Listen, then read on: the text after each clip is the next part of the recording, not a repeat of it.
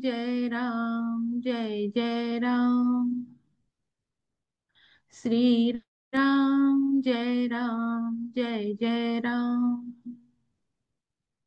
श्री राम जय जय राम। श्री राम जय जय Ram.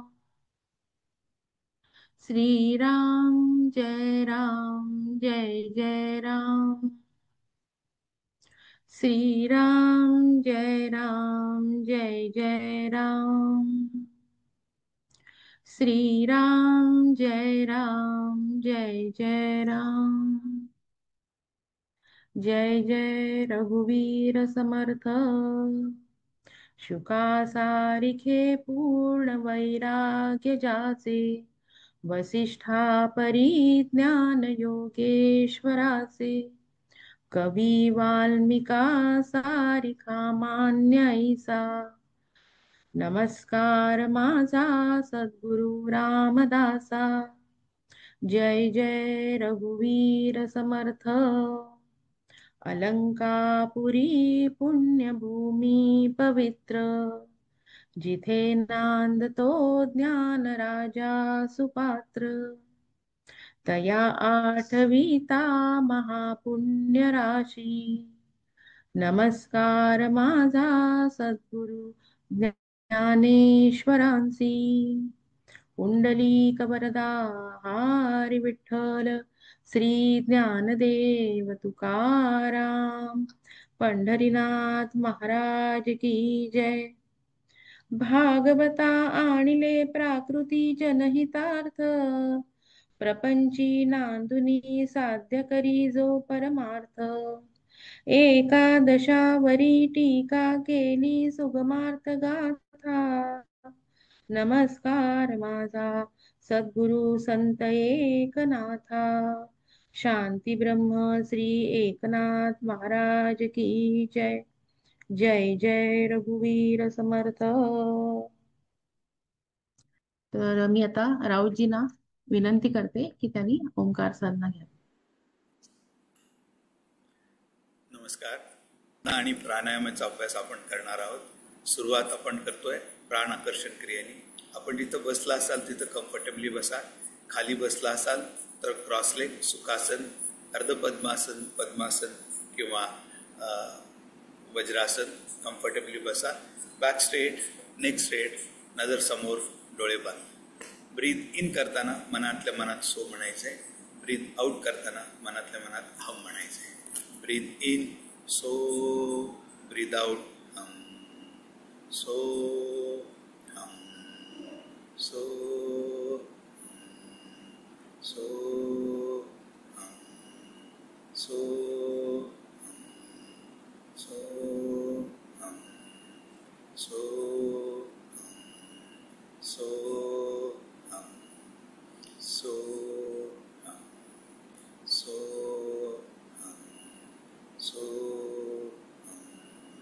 so, so,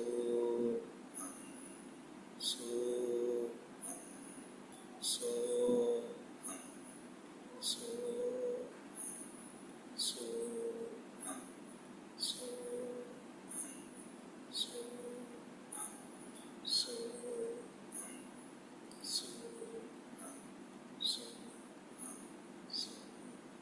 stop.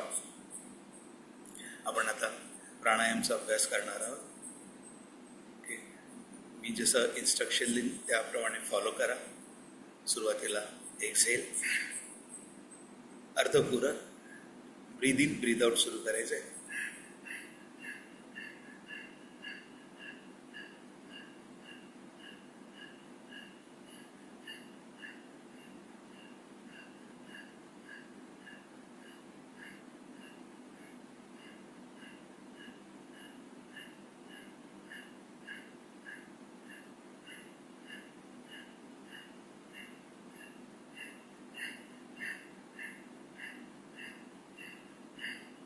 Stop. Exhale. पूर्ण श्वास बाहेर करून बाह्य कुंभक. Hold breath.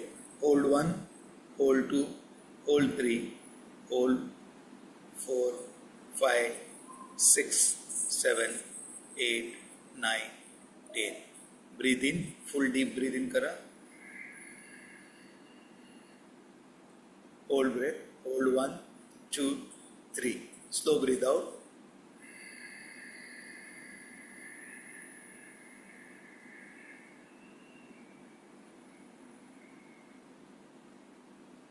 हा एक राऊंड झालेला आहे. आणखीन 2 राऊंड करणार आहोत आपण. एक्झेल, अर्धपूरक, ब्रीद इन ब्रीद आउट.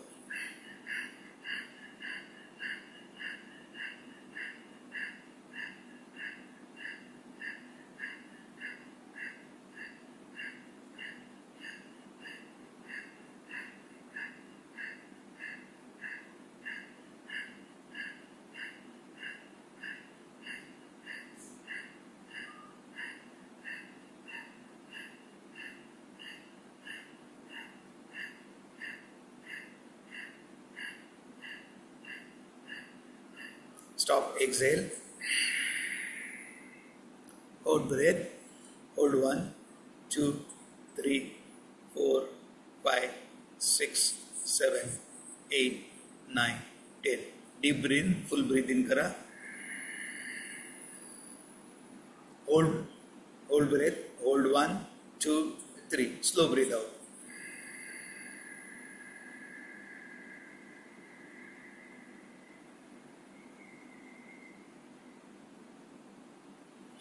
शेवटचा राऊंड करूया परत एकदा.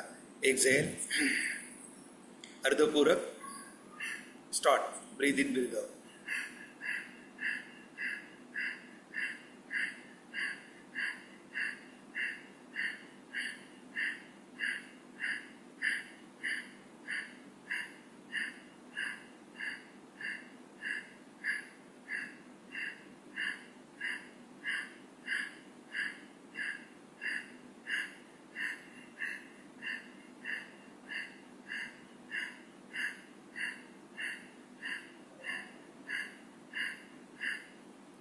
Stop. Exhale.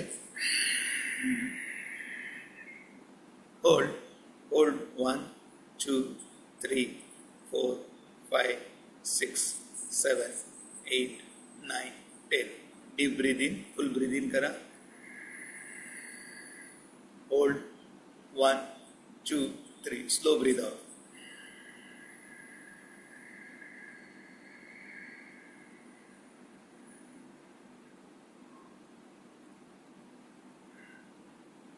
आता आपण ओंकार साधनेचा अभ्यास करणार आहोत. ओंकार जेवढा आपला आहे आपला जेवढा श्वास आहे अर्ध्या श्वासामध्ये उ म्हणायचं आहे आणि राहिलेल्या अर्ध्या श्वासामध्ये मकार करायचा आहे. आध्यात्मिक प्रगतीसाठी मकार जास्तीचा केलेला कधीही चांगला. ओंकार हा घंटा नदीसारखा दीर्घ असावा, तेलाच्या धारेसारखा अखंड असावा आणि शंखानाद सारखा गंभीर असावा. सुरुवातीला आपण 3 ओंकार, 1 मिनिटाचं ध्यान सुरू करूया. एक्झेल, दर्शन पूरक.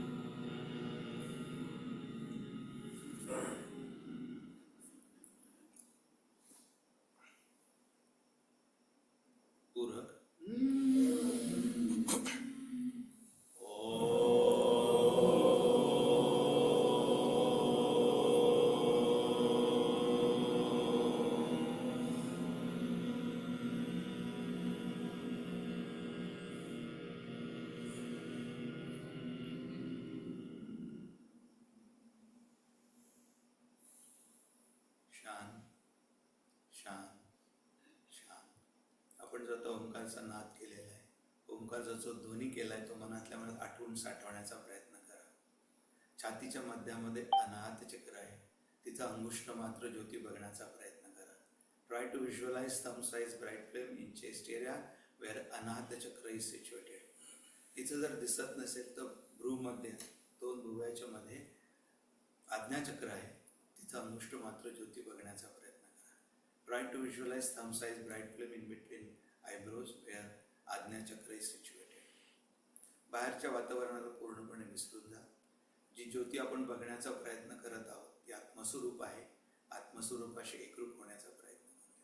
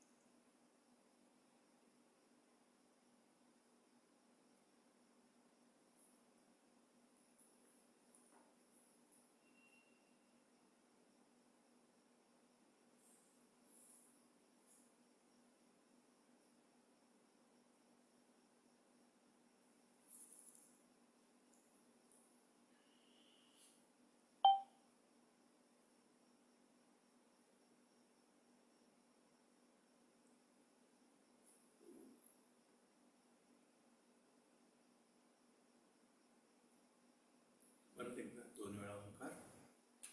पूरक.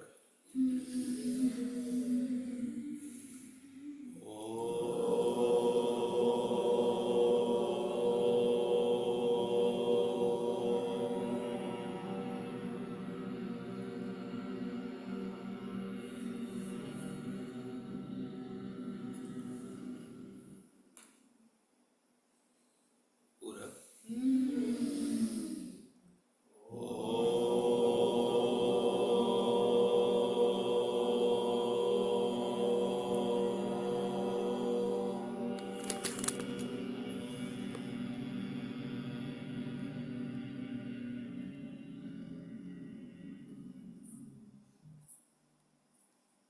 दुनियाचं दर्शन.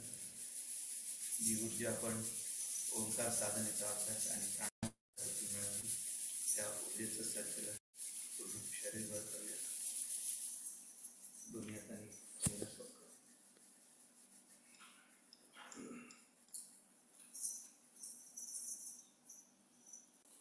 आता आपण सलीलजींचं मनोगतावर निरूपण ऐकूया. त्यांनी रेकॉर्ड करून पाठवलेले. श्रीराम. जय जय रघुवीर समर्थ. रामाय रामभद्राय रामचंद्राय वेधसे रघुनाथाय नाथाय सीताया पतये नमः. परमपूज्य डॉक्टर काकांना स्मरणपूर्वक वंदन करतो. डॉक्टर साहेबांना वंदन करतो. गिरीशजींना वंदन करतो. आपल्या सर्वांना अभिवादन. आणि आजच्या प्रसंगी मृत्यूवरचे मनाच्या श्लोकामध्ये जे 3 श्लोक आलेले आहेत, 14, 15, 16, हे 3 श्लोक एकत्र म्हणूया आणि नंतर केवळ एक त्याबद्दल प्राथमिक असं विचार मी मांडतो. जीवा कर्मयोगे जनी जन्म झाला, परी शेवटी काळमुखी निवाला. महाथोरते मृत्युपंथेची गेले, किती एकते जन्मले आणि मेले. श्रीराम. मना पाहता सत्य हे मृत्युभूमी, जिता बोलती सर्व ही जीव मी. चिरंजीव हे सर्व ही मानिताती, अकस्मात सांडून या सर्व जाती. मरे त्याचा दुजा शोक वाहे, अकस्मात तोही पुढे जात आहे. पुरे ना जनी लोभरे क्षोभ त्याते, म्हणून जनी मागुता जन्म घेते. श्रीराम जय जय रघुवीर समर्थ. आपल्याला मृत्यू येणार हे प्रत्येकाला माहिती असतं, पण मृत्यू हे अनिवार्य सत्य विसरून ज्या वेळेला मनुष्य काही वेगळाच वागतो, विचित्र वागतो आणि स्वतःच्या अनहिताला प्राप्त होतो, त्यावेळेला संत तळमळतात. आणि संतांच्या बोलण्याला महत्व हे एवढ्याकरता आहे की ते माझ्यापेक्षा जास्ती उंचीवरती उभे आहेत. त्यांना मृत्यूनंतरचं जीवन हे माहिती आहे, म्हणून ते माझ्या हिताचं सांगत असतात. आणि ते पाठ करून सांगत नाही, तर तो त्यांचा अनुभव आहे. म्हणून विलक्षण सामर्थ्य संपन्न असलेलं हे वॅक्सिन म्हणजे हे 3 श्लोक आहेत. तसे वॅक्सिनचे अनेक प्रकार आहेत. B12 आहे, बी कॉम्प्लेक्स आहे, बरेचसे चिकार आहेत. आपण कोविडच्या काळात सुद्धा आपण ते बघितलेले आहेत. भरपूर वॅक्सिनचे प्रकार आहेत. पण त्यातलं मृत्यूवरचं जे वॅक्सिन आहे ते ह्या 3 श्लोकांमध्ये आहे. आणि आपली इम्युन पॉवर वाढवणं हे त्या वॅक्सिनचं काम असतं. म्हणजे इथे या श्लोकांच्या माध्यमातून आपली विचारशक्ती वाढवणं हे या 3 श्लोकांचं काम आहे. तर आपण बघतो मनुष्य घाबरतो जीवनामध्ये, ते दुःखांना घाबरतो. अनेक प्रकारची दुःख असतात त्याची. अमुक नाही, तमुक नाही, नोकरी नाही, मुलगी आता लग्न करत नाही, वय उलटून चाललंय, शांतता नाही, सुख नाही, आरोग्य धड नाही. आणि ह्याची भीती ही मनुष्याला असते. आणि देवाकडे जायचं कारण हे ते दुःखच असतं. नाहीतर माणूस कंटाळा आला म्हणून मंदिरात जाईल का? तर भक्तीच्या मंदिरामध्ये जाण्याचं मुख्य कारण की देवा माझं दुःख जावं हेच असतं. समर्थ दासबोधामध्ये म्हणतात की जनांचा लालची स्वभाव, आरंभी म्हणती देव, म्हणजे काही मला देव, ऐशी वासना. देवाकडे मागणी ही आपली वेगळ्या वेगळ्या प्रकारची असते, पण जगातलं सर्वश्रेष्ठ दुःख जे समजलं जातं ते मृत्यू आहे. आणि भागवतामध्ये एक श्लोक आहे, माझ्या वाचनात आला, आणि त्याचा अर्थ असा आहे की भीतीची सीमा म्हणजे मृत्यू आहे. म्हणजे मृत्यूच्या पलीकडे मग दुसरी कुठलीच माणसाला जास्त भीती नसते. आणि ते भीतीचं कारण, मृत्यूच्या भीतीचं कारण काय असेल तर नंतर कुठे जायचं हे आपल्याला माहिती नसतं. त्या मृत्यूच्या वेदना आपल्याला नकोशा असतात. आणि तिसरं म्हणजे मी जी काही मालमत्ता, पैसा, जमीन जुमला जो काही जमवला आहे, कष्टाने जमवलेला आहे, हे सर्व सोडून जायचं हे तिसरं कारण असतं त्या भीतीचं. मृत्यू येणारच आहे त्याची तयारी समर्थ सांगतात, कारण समर्थांना माहिती आहे की मनुष्य बुद्धिमान आहे, त्याच्याकडे माहिती भरपूर आहे, पण तो बेसावध आहे. आणि एवढी अवनती एखादी माणसाची शेवटची इच्छा घडवू शकते. म्हणून समर्थ त्याला या श्लोकांच्या माध्यमातून आधी सावध करतात. समर्थ त्यावरती उपाय सांगतात. दासबोधामध्ये ती उभी आहे की मरणाचे स्मरण असावे, हरिभक्तीस सादर व्हावे. यामध्ये नाथांच्या चरित्रामध्ये एक जी कथा येते ती मी अगदी थोडक्यात सांगतो आणि थांबतो, कारण तोच सर्वश्रेष्ठ विचार आहे या मृत्यूची भीती टाळण्यासाठी. घडतं असं की नाथांकडे एक माणूस येतो, आणि नाथांकडे माणूस येतून तो म्हणतो की नाथ तुम्ही इतके शांत कसे, तुम्ही इम्बॅलन्स कसे? कारण नाथांच्या चरित्रातल्या आपण घटना बघितल्या तर प्रचंड शांतता. तो यवन किती वेळा त्यांच्यावरती थुंकून गेला तरी नाथ शांत होते. नाथांचा मुलगा हरिपंडित हा काशीला जाऊन शिकून आला, आणि घरी आल्यानंतर जेव्हा त्याच्या काशीला जाऊन तो शिकून आला होता संस्कृतमध्ये वगैरे, आणि इथे नाथांनी जेव्हा मराठीमध्ये प्रवचन कीर्तन करत असत, भागवत समजावून सांगत असत, ते त्याला पटलं नाही आणि रागावून तो घरातनं निघून गेला. तरी सुद्धा अनेक घटना, त्यांच्या पहिल्या मुलीचा नवरा सुद्धा कसा होता हे आपल्याला माहिती आहे. तरी इतकं सगळ्या घटना इतक्या अशा असून सुद्धा, वैभव संपन्न असून सुद्धा नाथ कधीही हलले नाही. आणि त्यांची भगवंताबद्दलची जी निष्ठा होती ही अत्यंत आढळ होती. तर नाथांकडे एक माणूस येतो. नाथांना नाथ ज्योतिष सुद्धा जाणत होते, हे त्या माणसाला माहिती होतं. आणि त्यांनी नाथांना सांगितलं की माझी पत्रिका बघा आणि मला मृत्यू कधी येणार आहे ते सांगा. आपण पत्रिका घेऊन जातो अनेकदा ज्योतिषाकडे आणि अनेक प्रश्न विचारतो, पण आपल्या मनात कधी असं आपण विचारत नाही, आपल्याला माहिती मृत्यू कधी येणार आहे सांगा वगैरे, असं कधी होत नाही. पण त्या माणसाला मृत्यूची इतकी भीती असते, तो नाथांना विचारतो की ही माझी पत्रिका बघा आणि माझा मृत्यूचा हे वेळ सांगा तुम्ही. नाथ म्हणतात की आजपासून 7 दिवसांनी तुला मृत्यू येणार आहे म्हणून. 7 दिवसांनी मृत्यू येणार म्हणून तो घाबरतो आणि परत येतो, घरी येतो आणि त्याचे त्या गावामध्ये ज्यांच्याशी वैर असतं त्या सगळ्यांना तो क्षमा करतो, त्यांना उलट मदत करायला जातो. जे काय भांडण असतील, कोणाच्या काही जमिनी वगैरे त्यांनी हडप केल्या असतील, कोणाला त्रास दिला असेल तर सगळ्या जमिनी परत करतो, सगळ्यांशी प्रेमाने वागतो आणि त्या 7 दिवसातला एकही क्षण वाया न घालवता तो नियमित संध्या करतो, जपजाप्य करतो, अनुष्ठानाला बसतो आणि असं 7 दिवस ते चालतं. 8वा दिवस उगवतो, सकाळी झोपेतनं उठतो आणि बघतो तर अरे मी अजून जिवंत हे त्याच्या लक्षात येतं. ताबडतोब नाथांकडे तो येतो. नाथ म्हणतात अरे आलास वगैरे, बस आता जेवायचीच वेळ आहे तर जेवायला बस. नाथ त्याला जेवायला वगैरे वाढतात, सगळं होतं. दुपारची वेळ होते आणि मग ते नाथ म्हणतात आता मला सांग तू या 7 दिवसात काय काय केलंस. तो सांगतो जे काय घडलं ते, की असं भावाशी भांडण होतं ते मिटवलं, वडिलांशी वाद व्हायचे ते थांबवले, सगळ्यांशी प्रेमाने वागायला लागलो, गावातल्या लोकांशी जे वैर झालेलं होतं ते सगळं मिटवलं, सगळ्यांना क्षमा केली आणि शांतपणे जपजाप्य संध्या हे करत होतो.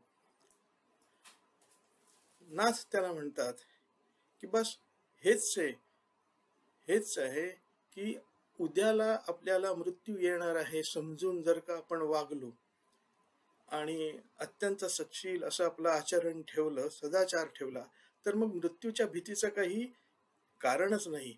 हा जो आपला अहंकार जो असतो, जो आपल्याला सतावत असतो आणि हे सगळं माझं आहे, हे मी आहे आणि या भावनेने आपण जगात सगळ्यांची जेव्हा वागतो तर तेव्हा मृत्यूची भीती ही सर्वात जास्त असते. आपला येणारा उद्याचा दिवस हा शेवटचा आहे असं जर का आपण समजून सगळ्यांशी वागलो तर आयुष्य हे आनंदाचं होतं आणि मग मृत्यूची भीती राहत नाही.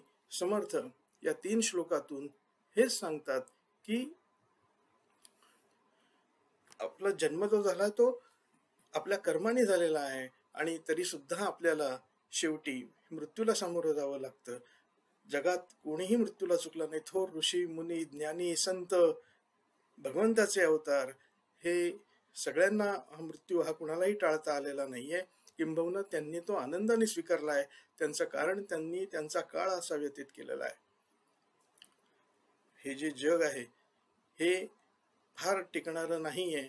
जग तर जाऊ द्या, कदाचित जग राहील पण आपण टिकणार नाही. पण जिवंतपणे माणसाला जो अहंकार असतो आणि जो तो मिमी करत असतो, स्वतःला चिरंजीव समजत असतो, पण शेवटी अकस्मात एक दिवस हे जग आपल्याला सोडून जावं लागतं. मृत्यूनंतर सुद्धा मागे राहिलेली माणसं जी असतात हे त्याच्याबद्दल शोक करतात, पण शेवटी अखेर त्यांना सुद्धा पुढे मृत्यू हा येणारच असतो. म्हणून जास्ती लोभ धरू नये आणि जास्ती क्षोभ सुद्धा करू नये, नाहीतर मग तो पुनर्जन्माला कारण होतो. आणि आपला हा जन्म जर का आपल्याला सफल करायचा असेल तर समर्थांची ती दासबोधातली ओवी जी आधी सांगितली ती आपल्याला स्वाध्यायासाठी फार उपयोगी आहे, की मरणाचे स्मरण असावे, हरिभक्तीचं सादर व्हावे. इथं मी थांबतो. जय जय रघुवीर समर्थ.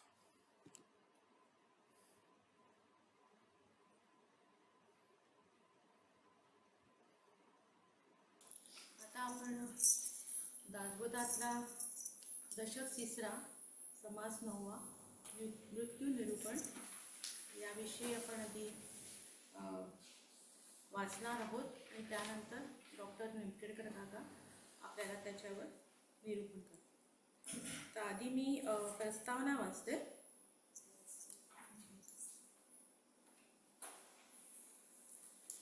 ब्रह्मज्ञानी पुरुष म्हणून श्री समर्थांचे स्थान वसिष्ठ, वामदेव, नारद, शुकाचार्य, ज्ञानदेव, एकनाथ, तुकाराम, कबीर आणि रामकृष्ण यांच्या शेजारी आहे. हे जितके खरे तितके साक्षात्काराचे तत्वज्ञान सांगणाऱ्या ग्रंथामध्ये दासबोधाचे स्थान भगवद्गीता, योग वसिष्ठ, ज्ञानेश्वरी, नाथ भागवत, व डिवाइन लाईफ यांच्या बरोबरीने आहे हेही खरे. साक्षात्काराचे तत्वज्ञान सांगताना मृत्यूचा विचार करणे फार महत्त्वाचे असते. मृत्यूचा विचार केल्याशिवाय मानवी जीवनाचा संपूर्ण अर्थ कळणे शक्य नाही. जे तत्वज्ञान मृत्यू विचारात घेऊन जीवनाचा अर्थ शोधते तेच यथार्थ तत्वदर्शन करून देते. अध्यात्माची वाटचाल करीत असता जीवाला याच जन्मात संपूर्ण साक्षात्कार होणे दुर्घट असते. आत्मज्ञान व्हावे यासाठी जन्मभर झटणाऱ्या जीवाची अंतःकाली काय अवस्था होते हे समजणे साधकांना अवश्य आहे. शिवाय एखाद्यास येथेच आत्मसाक्षात्कार झाला तर तो अंतःकाळी तसाच सतेज राहतो का मंदावतो हेही समजले पाहिजे. पण सध्या व्यवहारी जगात मृत्यूबद्दल पुढील गोष्टी अगदी निशंकपणे मानतात. जगातील कोणतीही घटनेबद्दल कोणास खात्री देता येत नाही, पण मृत्यूबद्दल मात्र कोणासच कधी शंका येत नाही. मी केव्हा तरी मरणार आहे हे प्रत्येक माणूस जाणून असतो. माणसाच्या मृत्यूचा काल अगदी निश्चिंतपणे अगोदर समजणे जवळजवळ अशक्य असते. मनुष्य मेला की त्याच्या देहातील जिवंतपण लोपते, त्याचे पुढे काय होते याचा काही पत्ता लागत नाही. मृतदेह पुरतात किंवा जाळतात, नंतर जगाचे अर्थात त्याच्या अत्यंत निकटच्या नातेवाईकांचे नित्याचे व्यवहार पूर्ववत चालू होतात. मृत माणसाची स्मृती हळूहळू लोप पावू लागते. त्याने केलेल्या कर्माचे शुभाशुभ परिणाम कमी जास्त काल जगात टिकतात, पण कोणत्याही कर्माचे तेज आचंद्रार्क जसेच्या तसेच टिकून राहत नाही. शेकडा 99.9 माणसांच्या मृत्यूंबद्दल जग विशेष विचार करीत नाही. अक्षरशः हजारो माणसे रोज मृत्यू पावतात, पण जग त्याच्याकडे लक्ष देत नाही. मनुष्य कर्तृत्ववान खरा, पण त्याच्या कर्तृत्वाच्या घमेंडीला मृत्यू हा फार मोठा दुर्दैव आहे. मृत्यूबद्दल चिंतन करूनच माणूस खऱ्या अर्थाने माणूस बनला. मृत्यूने सर्व काही संपते, वाया जाते हे खरे नाही असे सिद्ध करण्यास तत्वज्ञान, धर्म व काव्य धडपड करतात. तत्वज्ञान म्हणजे मृत्यू व अंतःकाल यांचा सूक्ष्म अभ्यास होय असे प्लेटो म्हणतो.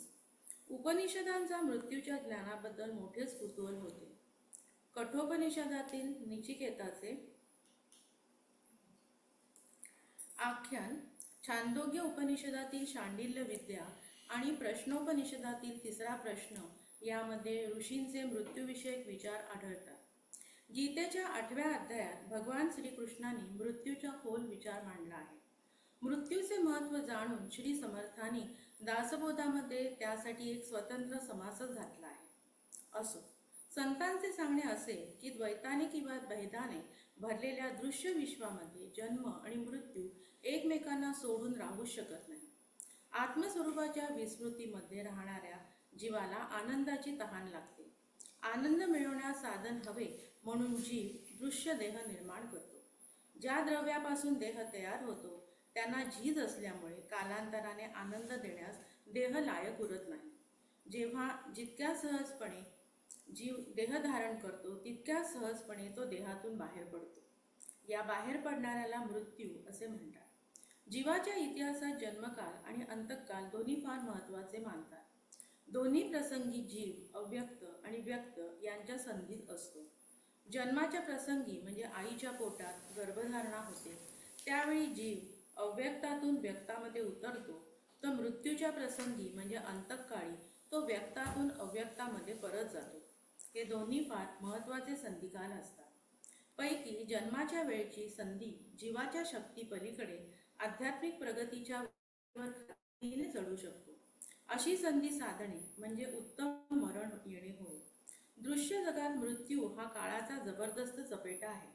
निर्मित वस्तूंचा संपूर्ण नाश करणे हाच त्याचा सहज खेळ आहे. म्हणून प्रत्यक्ष भगवंताचे अवतार सुद्धा मृत्यूच्या तडाख्यातून सुटले नाही. हे सत्य श्री समर्थांनी मरणसमयी जीवाच्या डोळ्यापुढे त्याचा सगळा पूर्व इतिहास उभा राहतो. जन्मभर ज्याचे तेच बलात्काराने त्यावेळी समोर येते. यासाठी उत्तम मरण येणार जन्मभर भगवंताच्या अनुसंधानाचा अभ्यास अवश्य प्रभावामुळे माणसाला दैनंदिन जीवनात मृत्यूचे स्मरण राहत नाही. त्या कारणाने उत्तम मृत्यू येण्यासाठी जरूर असणारा प्रयत्न तो कधीही नाही. शेवटचा दिवस गोड व्हावा आणि उत्तम मरण यावे किंवा कृतकृत्य होऊन भगवंताच्या स्मरणात शांतपणे देह सोडणे साधावे म्हणून जे करायचे तोच परमार्थ होय. मृत्यू केव्हा येईल याचा नेम नाही, म्हणून तो केव्हाही येईल ही जाणीव ठेवून साधकाने नेहमीच तयारीत राहावे हे श्री समर्थांना स्पष्ट करावयाचे आहे. समर्थ साधनात परमार्थ साधनात या जाणीवेला इतके महत्व आहे की मृत्यूचा समास लिहिताना श्री समर्थांची स्फूर्ती अगदी शिगेला पोहोचली. निरनिराळ्या भाषातील साहित्यात काय किंवा संत वाङ्मयात काय मानवी जीवनातील मृत्यूची विलक्षण लीला इतक्या प्रभावी आणि जोरदार आणि ओघवती वाणीने कोणीही म्हणलेले आढळत नाही. काळाच्या छातीवर नाचणारा रामदासच ते करू शकतो. आता आपण मृत्यूनिरूपण समास एकत्रितरित्या म्हणूया. आपल्या दासबोध ग्रुपच्या ग्रुपवर टाकलेला आहे.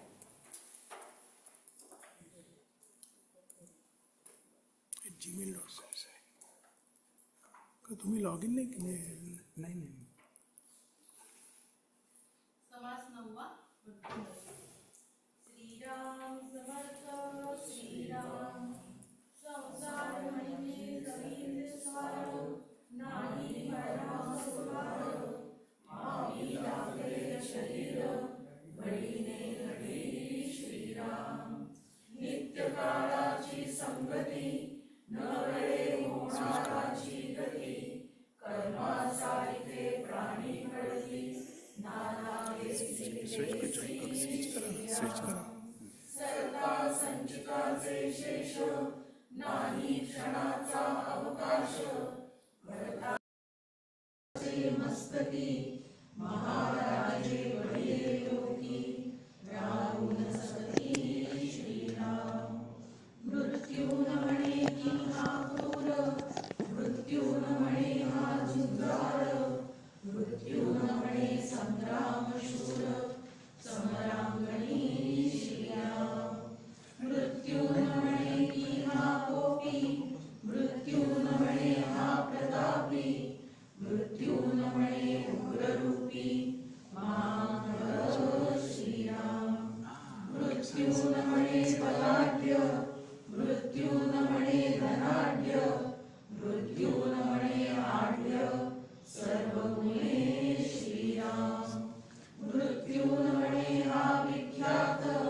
मृत्यू न म्हणे हा श्रीमंत मृत्यू न म्हणे हा अद्भुत पराक्रमी श्रीराम मृत्यू न म्हणे हा भूपती मृत्यू न म्हणे हा चक्रवर्ती मृत्यू न म्हणे हा करामती कैवाड जाणे श्रीराम मृत्यू न म्हणे हा हयपती मृत्यू न म्हणे गजपती मृत्यू न म्हणे नरपती विख्यात राजा श्रीराम मृत्यू न म्हणे वरिष्ठजनी मृत्यू न म्हणे राजकारणी मृत्यू न म्हणे वेतनी वेतनधर्ता श्रीराम मृत्यू न म्हणे देसाई मृत्यू न म्हणे व्यवसायी मृत्यू न म्हणे ठाई ठाई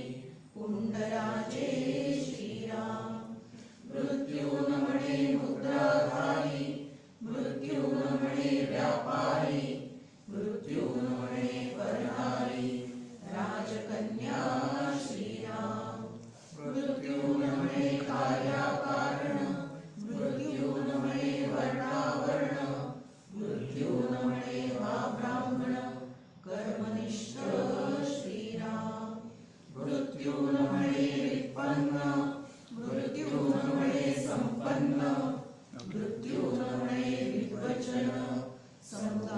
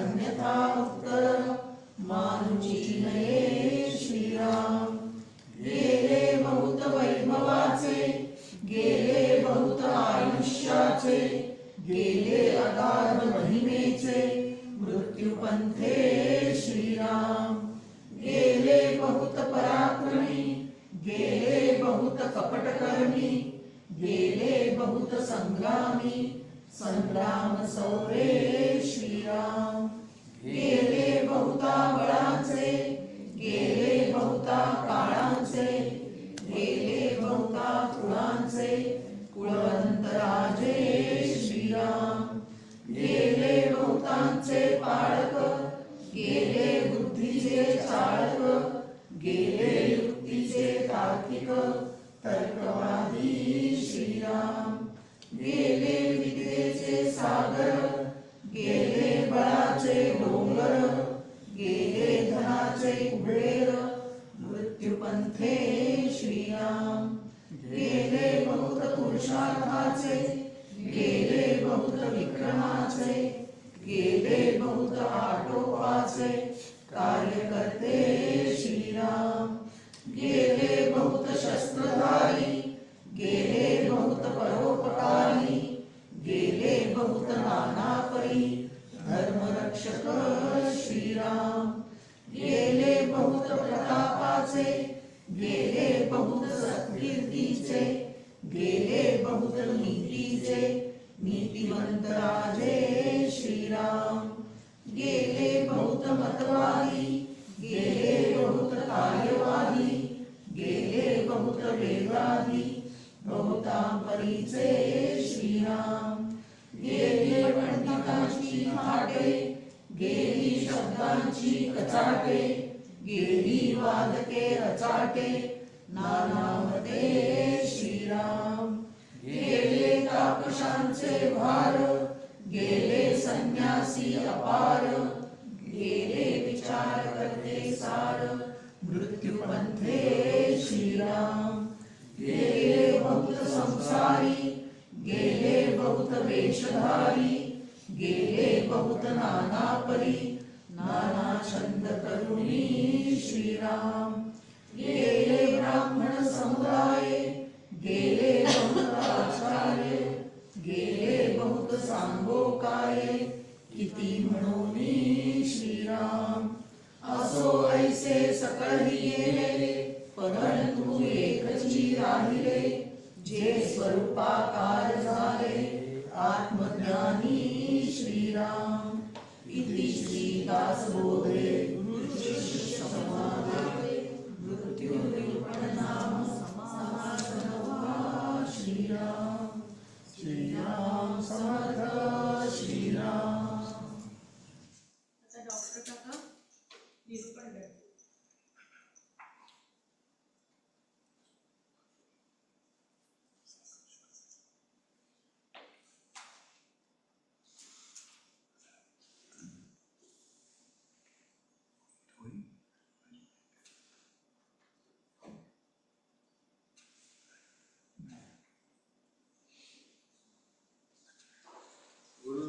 गणाधीश जो ईश सर्वा गुणांचा, आरंभारंभतो निर्गुणाचा, नमो शारदाऊ चत्वार वाचा, नमो पंथानंदया राघवाचा.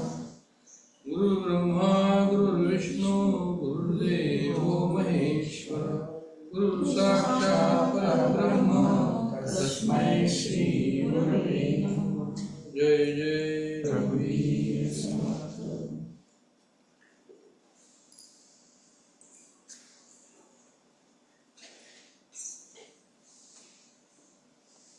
निरूपण समास.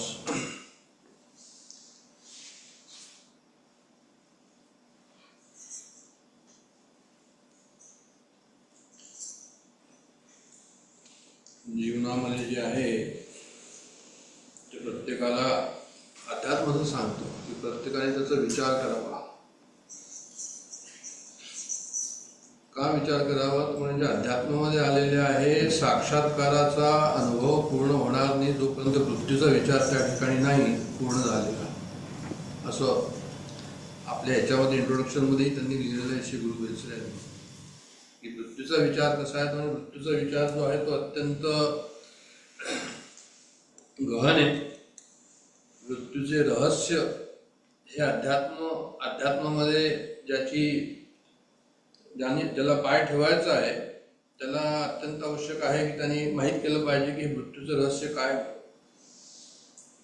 असं का त्यांनी म्हटलं ती मृत्यूचं रहस्य तुम्हाला माहीत असलं पाहिजे. त्यामुळे त्याचं त्यांनी असं सांगितलं की म्हणे जे आहे ते मृत्यू हा प्रत्येकाला येतो, असं कोणी नाही की ज्याला मृत्यू येत नाही म्हणून. जितके सजीव प्राणी आहेत त्या सर्वांना मृत्यू जो आहे तो ठेवलेला आहे. दुसरं काय म्हणजे दुसरं जे आहे ते हा अहंकाराचा मोठा जबर उतारा आहे. मृत्यूबद्दल जर चिंतन केलं तर म्हणजे खऱ्या अर्थाने माणूस माणूस होतो असे त्यांनी म्हटले त्या ठिकाणी. आणि दुःखाचं परमोच्च आविष्कार जीवनामध्ये कशाचं असेल तर मृत्यूच आहे. म्हणजे आम्हाला इतकं दुःख होतं डेली लाईफमध्ये, पण सर्वात जास्त दुःख केव्हा होतं जेव्हा काहीतरी मृत्यू होतो, तेव्हा कोणाचा मृत्यू होतो त्याच वेळेस जे आहे ते दुःख होतं. म्हणजे जीवन कसं आहे म्हणजे दुःखाचं भांडार आहे आणि त्याच्यामध्ये सर्वात महत्वाचं काय आहे म्हणजे मृत्यू. आणि मृत्यू झाला तर म्हणजे त्या ठिकाणी दुःख अनिवार्य होत नाही, म्हणजे त्या ठिकाणी दुःख जे आहे ते आवरलं जात नाही. महाभारतामध्ये यक्ष प्रश्न म्हणून आहे. त्या यक्ष प्रश्नामध्ये युधिष्ठिराला त्या यक्षाने विचारलं. त्यांनी काय विचारलं युधिष्ठिराला की म्हणजे जगातलं सर्वात मोठं आश्चर्य काय. आता थोडी भाषा या ठिकाणी वेगळी केली मी, ते संस्कृतमध्ये वेगळं आहे. तर जगातलं सर्वात मोठं आश्चर्य काय तर युधिष्ठिर असं म्हणाला त्या ठिकाणी की अहम निशी भूतानी गच्छन्ति यमालया शेषां स्थावर मिच्छन्ति किमाश्चर्य मतम परम. त्यांना असं म्हणायचं आहे की प्रत्येक दिवशी रोज हा कोणी ना कोणी जीव जो आहे तो मृत्यू पंथाला जातो, पण म्हणे आश्चर्य काय की जे शेष राहतात, त्यांनी लिहिलंय ते शेषां स्थावर मिच्छन्ति, जे शेष राहतात त्यांना काय होतं म्हणजे त्यांना जो आहे तो त्याचं काही वाटतच नाही. म्हणजे त्यांना त्याचं काही वाटत नाही, ह्याचं खूप मोठं आश्चर्य जे आहे ते मला वाटतं. म्हणजे मरे एक त्याचा तुझा शोक आहे अकस्मात तोही पुढे जात आहे. पण एवढं सर्व करून सुद्धा स्मशान वैराग्य थोड्या वेळाकरताच असतो.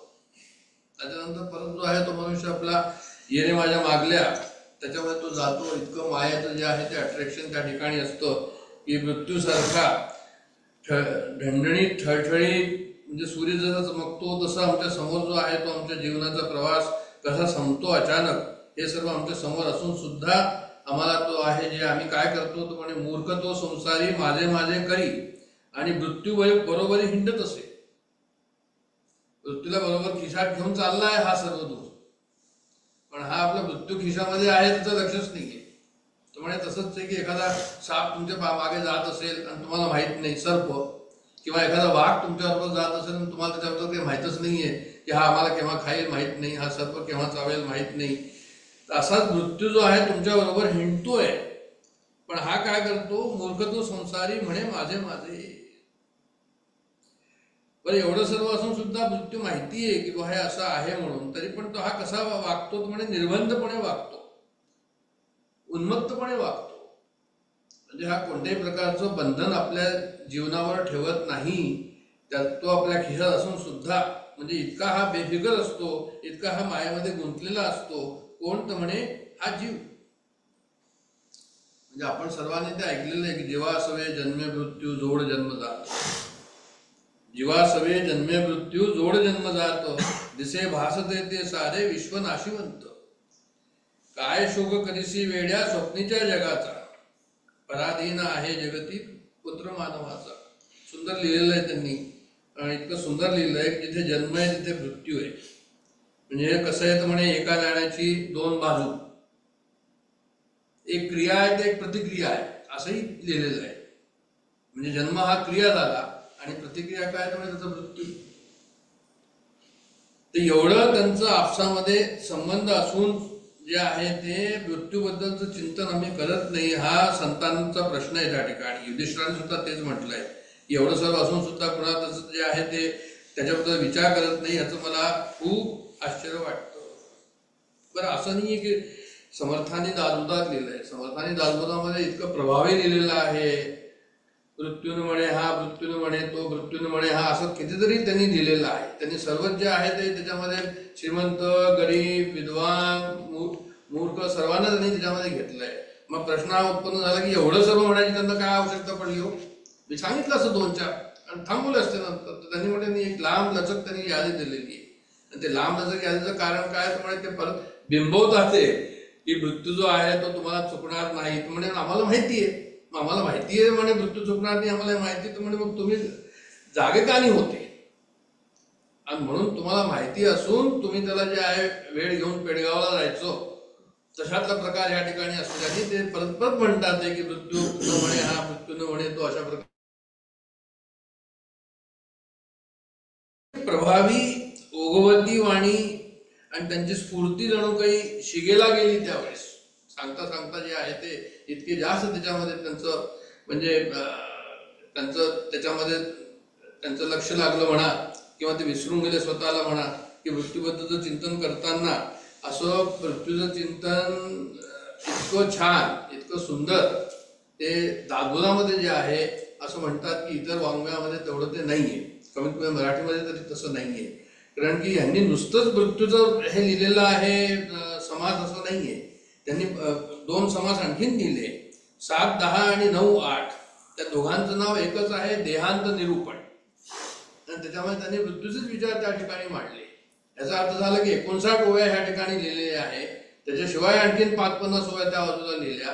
म्हणजे समर्थाने मृत्यूबद्दलचं विवेचन जितकं विस्तीर्ण केलेलं आहे तेवढं विस्तीर्ण जे आहे ते आपल्याला इतर ठिकाणी दिसत नाही. काय म्हणजे इव्हन बरं असं नाही की त्यांनीच लिहिलंय, म्हणून उपनिषदांनी पण म्हटलेलं आहे, छांदोग्योपनिषदात म्हटलेलं आहे, प्रश्नोपनिषदात म्हटलेलं आहे, भगवद्गीतेनी 8वा अध्याय जो आपला सध्याचा चाललेला आहे, हा 8वा अध्याय जो आहे ते पूर्ण मृत्यूचं चिंतनच त्या ठिकाणी आहे. आणि ते आपण पाहतो आहोत आणि आणखीन पुढे ते येईल त्याप्रमाणे. तर इतकं मृत्यूचं चिंतन परमार्थामध्ये आपल्या संस्कृतीने केलेलं आहे आणि त्याला आम्ही किती आम्हाला लक्षात येतो त्याच्याबद्दल. एखादाच काही प्रसंग आला तरच त्यावेळेस थोडंसं येतं, त्याच्यानंतर जे आहे ते आम्हाला येत नाही. हे सर्व आठवण देण्याकरता म्हणून हे आपण सर्व अभ्यास या ठिकाणी चाललेला आहे की आठवण विसरू नये की आमचं शेवट काय आहे, कशा प्रकारचं आहे. कारण की मृत्यू कसा आहे तर म्हणे आणखीनही त्यांनी सांगितलंय की मृत्यू जो आहे ती एवढी मोठी यादी लिहिली की मृत्यू सर्वव्यापी आहे. असं कोणी नाहीये की यत द्रष्टम तर नष्टम, असं काही नाहीये की जे आहे ते एखाद्या मृत्यूला जो आहे तो राहून जाईल म्हणून. म्हणजे चांगदेव महाराज 1000 वर्ष त्यामुळे राहिले, पण शेवटी त्यांनाही जावं लागलं. अगदी अलीकडच्या काळामध्ये तेलंग स्वामी म्हणून होते, मागच्या ह्याच्यामध्ये मागच्या शतकामध्ये काशीला ते राहत होते. तर त्यांच्याबद्दल असं म्हटलं जातं की 250 वर्ष त्यांचं आयुष्य होतं म्हणून, असं एक समज आहे त्या ठिकाणी. पण असं सर्व असून सुद्धा म्हणजे मृत्यूचं सर्वव्यापित्व कसं आहे तर म्हणजे कोणीच राहत नाही त्याच्यापासून, कोणी सुद्धा असं नाही की जो त्यातनं जो आहे तो. मग आमचं काय होतं की समजा आम्ही जीवनामध्ये आम्हाला वैभव आहे, गुण आहे, बळ आहे, सत्कर्म आहे, आम्ही सर्व करतो, खूप मोठे झालो, मरावे परी कीर्ती रूपी उरावे, तशा प्रकारचं आम्ही काम केलं की कीर्ती आमची भलाई नंतर चालत राहील. पण ते म्हणतात की जर मृत्यू आला तर काय होईल, तर सर्वच जाईल, त्या ठिकाणी सर्वच गेलं. माझे जे आहे ते पैसा गेला, टका गेला, नाव गेलं, सर्व काही गेलं त्या ठिकाणी. तर ते म्हणतात की गरिबी असेल, अवगुण असेल, दुर्बलता असेल, दुष्कर्म असेल, तेही तशाच प्रकारे जात. म्हणजे काहीच टिकत नाही असं त्यांना म्हणायचं मृत्यू समोर. हे सांगायचा प्रयत्न या ठिकाणी आहे. म्हणजे आपण नेहमीच चांगलं कार्य करावं, पण काही त्या ठिकाणी टिकत नाही. मग असा अनुभव यांनाच आला का फक्त परमार्थामध्ये जे लोक आहेत त्यांना तो नाही म्हणजे राजा सिकंदरला सुद्धा आला. राजा सिकंदर जो आहे तो म्हणे पूर्ण जगत जिंकता तो होता. त्यांनी सर्वदूर जे आहे ते पुष्कळसे त्याची जी आहे कीर्ती झाली, पुष्कळसे देश त्यांनी आपल्याकडे आणले, सर्व काही केलं. पण जाताना तो काय म्हणाला म्हणे त्याचं असं आहे स्टेटमेंट की म्हणे त्यांनी असं सांगितलं लोकांना की अरे म्हणे जेव्हा मी जाईन त्यावेळेस त्याची जायची वेळ आली, त्यांनी सांगितलं की म्हणे मी जाईन त्यावेळेस माझे दोन्ही हात जे आहे असे खुल्ले ठेवा आणि सर्वांना दिसले पाहिजे की मी खाली हाताने जातो आहे.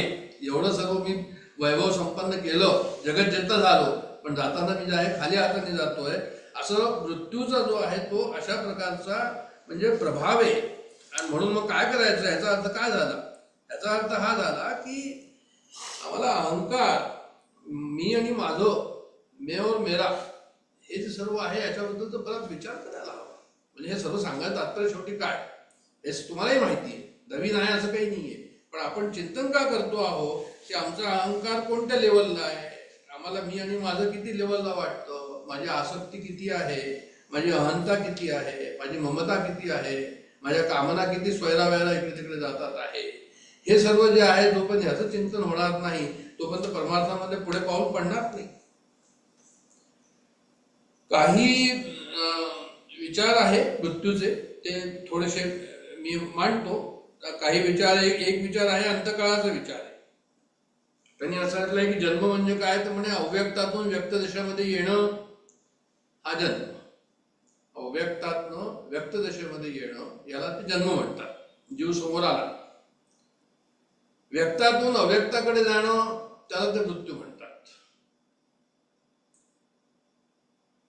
आता हे सांगायचं तात्पर्य का, हे का असं म्हटलं या ठिकाणी स्टेटमेंट का आलं, तर म्हणजे अव्यक्तातनं व्यक्तामध्ये येणं हे तुमच्या हातात नाही, तुम्हाला काही त्याच्याबद्दल जे आहे ते कंट्रोल नाहीये.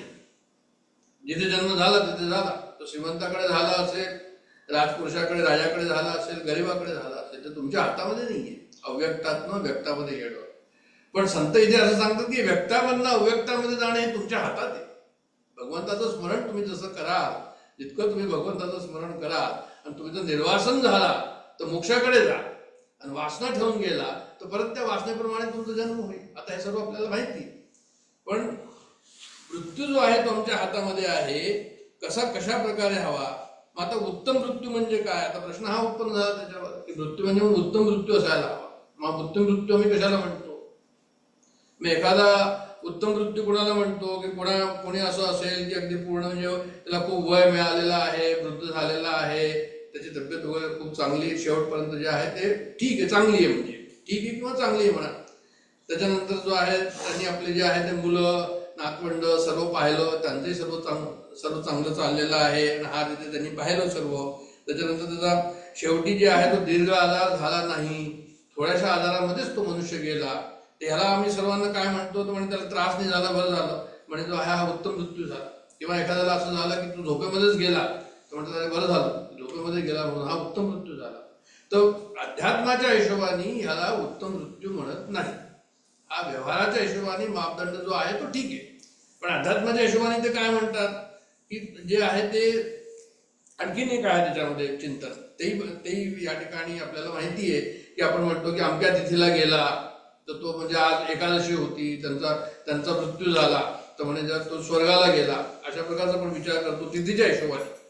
त्याच्यानंतर उत्तरायण दक्षिणायन सुद्धा आपल्याला शब्द माहिती आहे की उत्तरायणामध्ये जो आहे तो चांगला मृत्यू आणि दक्षिणायनामध्ये चांगला मृत्यू नाही, दिवसा चांगला मृत्यू, रात्री मृत्यू चांगला नाही, अशा प्रकारचे आमचे जे कन्सेप्ट आहे. तर तो हे जे सर्व कन्सेप्ट आहे ह्याच्याकरता जे आहे ते सांगतात असं की अध्यात्म तुम्हाला काय सांगतो. अध्यात्म हे नाही सांगत की मनुष्याला किती त्रास झाला किंवा किती त्रास झाला नाही, तू जाताना त्याच्यावर उत्तम मृत्यू ठरतो असं नाहीये. ते म्हणतात की उत्तम मृत्यू जो आहे तो अंतिमती सो गती, शेवटी जर मरण समयी त्याला जर भगवंताचं स्मरण झालं तर तो जो आहे तो उत्तम जो आहे तो. त्यांनी जसं आता आपल्याला महात्मा गांधी बद्दल म्हणतात की श्रीराम म्हणून त्यांनी म्हटलं, जेव्हा त्यांना गोळी लागली त्याच्यानंतर जय श्रीराम असं इतिहासामध्ये आहे की त्यांनी जय श्रीराम म्हणून त्यांच्या तोंडातून निघालं त्यावेळेस. तर भगवंताचं चिंतन जर अंती असेल तरच जे आहे तो उत्तम मृत्यू आहे असं त्यांना म्हणायचं त्या ठिकाणी. तर मरण समयी सगळं काय होतं म्हणजे आपल्याला तर पूर्व इतिहास उभा राहतो. जन्मभर जे नाना जगतो मनुष्य तोच बलात्काराने तो विचार समोर येतो. कारण असं की हे काय सांगतात ते म्हणजे आता पुढे असं म्हणेल की अंतिमती सो गती, म्हणजे ठीक आहे आम्ही आता आम्हाला पुष्कळ वेळ आहे, 40 वर्षाचं वय अजून पुष्कळ वेळ आहे, तर आपण नंतर करून घेऊ असं ते म्हणतात ते लोक. तर ते म्हणतात की नाही म्हणे अशा प्रकारचं तुम्ही केलं तर शेवटी काय होईल, तर म्हणजे शेवटी तुम्हाला जेव्हा वेळ येईल, वेळ केव्हा येईल माहित नाही, आणि वेळ जर आली तर तुम्हाला पूर्व इतिहास तुमच्या समोर उभा राहील, त्यावेळेस ते नाव येणार नाही भगवंताचं जर पहिल्यापासून त्याची तुम्हाला सवय नसेल तर. श्री सुनीलजी चिंचोकरांनी असं लिहिलंय की अजामेळचं जे उदाहरण आहे जे मनाच्या श्लोकामध्ये दिलंय समर्थांनी, ते सुद्धा एक अपवाद आहे असं त्यांनी लिहिलेलं आहे त्या ठिकाणी. म्हणजे त्याच्या पाठीमागे जाऊ नका असं सुद्धा म्हणायचं की अजामेळनी साधलं, नारायण मुलाचं नाव ठेवलं होतं आणि शेवटी नारायण म्हणून तो त्याच्या पाठीमागे लागला होता नारायण नारायण करत होता शेवटच्या वेळी, नारायण झाला म्हणून त्याला जे आहे ते मोक्ष मिळाला, तर त्यांनी त्याच्याबद्दल हे लिहिलेलं आहे. म्हणजे आता इतर ठिकाणी लिहिलेलं नाही असं, त्याचा विचार तशा प्रकारचा आहे. तर मुलाचं नाव ठेवून आणि माझं काहीतरी होईल हा जो एक गैरसमज आहे तो सुद्धा त्यांनी त्या ठिकाणी फोडला. तर आदर्शमरण कोणाला येतो ह्याच्याबद्दलचाही ह्या ठिकाणी विचार आहे. तर म्हणजे जीवनामध्ये ज्याची अनन्य भगवत भक्ती आहे, जीवनामध्ये जो अनन्य भगवत भक्ती करतो, नेहमी जे आहे अनन्य म्हणजे न अन्य, म्हणजे परमेश्वराच्या अलावा त्याचं आणखीन कोणतंही चिंतन चालत नाही, त्याला ते अनन्य म्हणतात. मग असं अनन्य चिंतन, अनन्य भगवंताची भक्ती.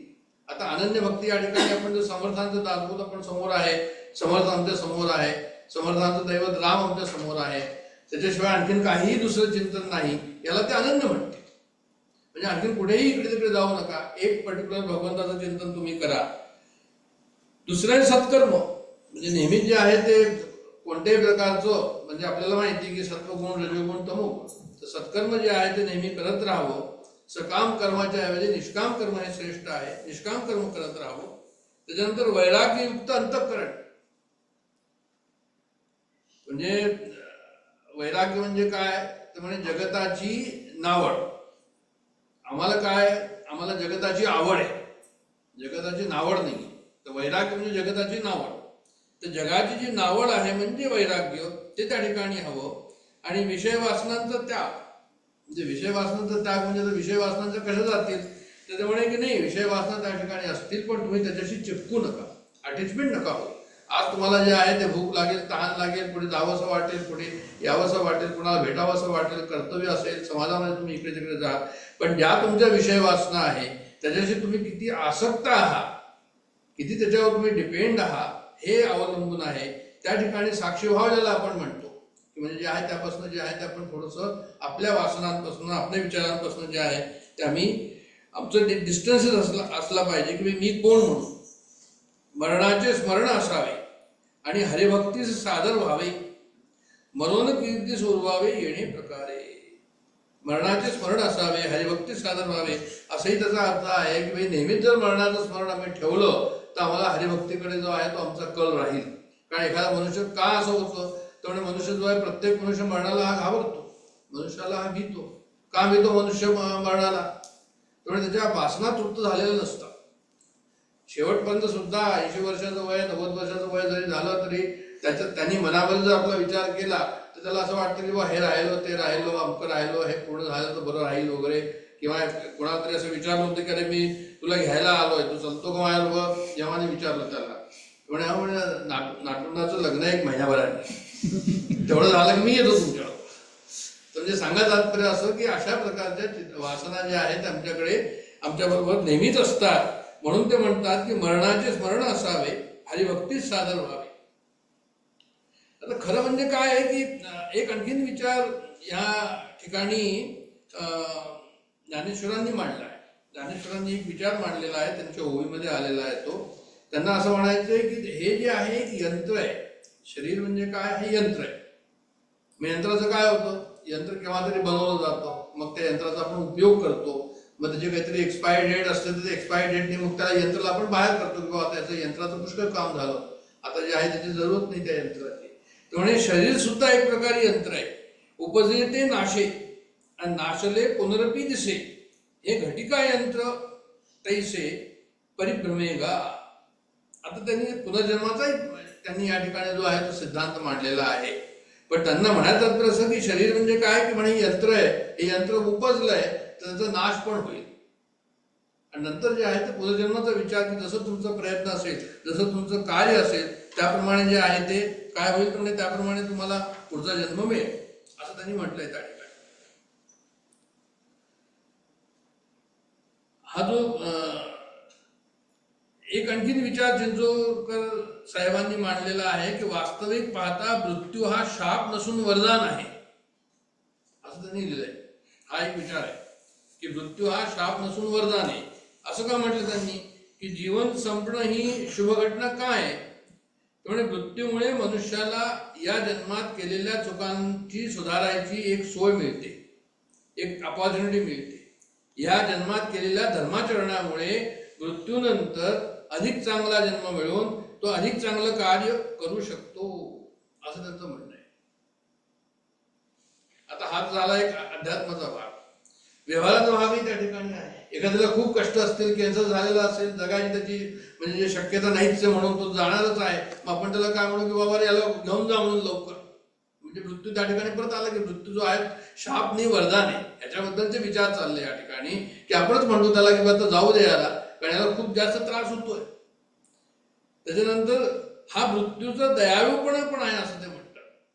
म्हणजे मृत्यू काय करतो, हालअपेष्टापासून दूर करतो, आणि हा मृत्यूचा दयाळूपणा काय आहे तर प्रत्येकाला मृत्यू हा येतो, आणि मृत्यूचा हा दयाळूपणा काय आहे की म्हणे हे ह्या याच्यामध्ये जर समजा तुम्हाला कोणी असं म्हणतं की ठीक आहे आम्ही तुम्हाला जे आहे ते चिरंजीव करतो, तुम्हाला मृत्यू नाही, असं जर म्हटलं मग काय होईल पुढे?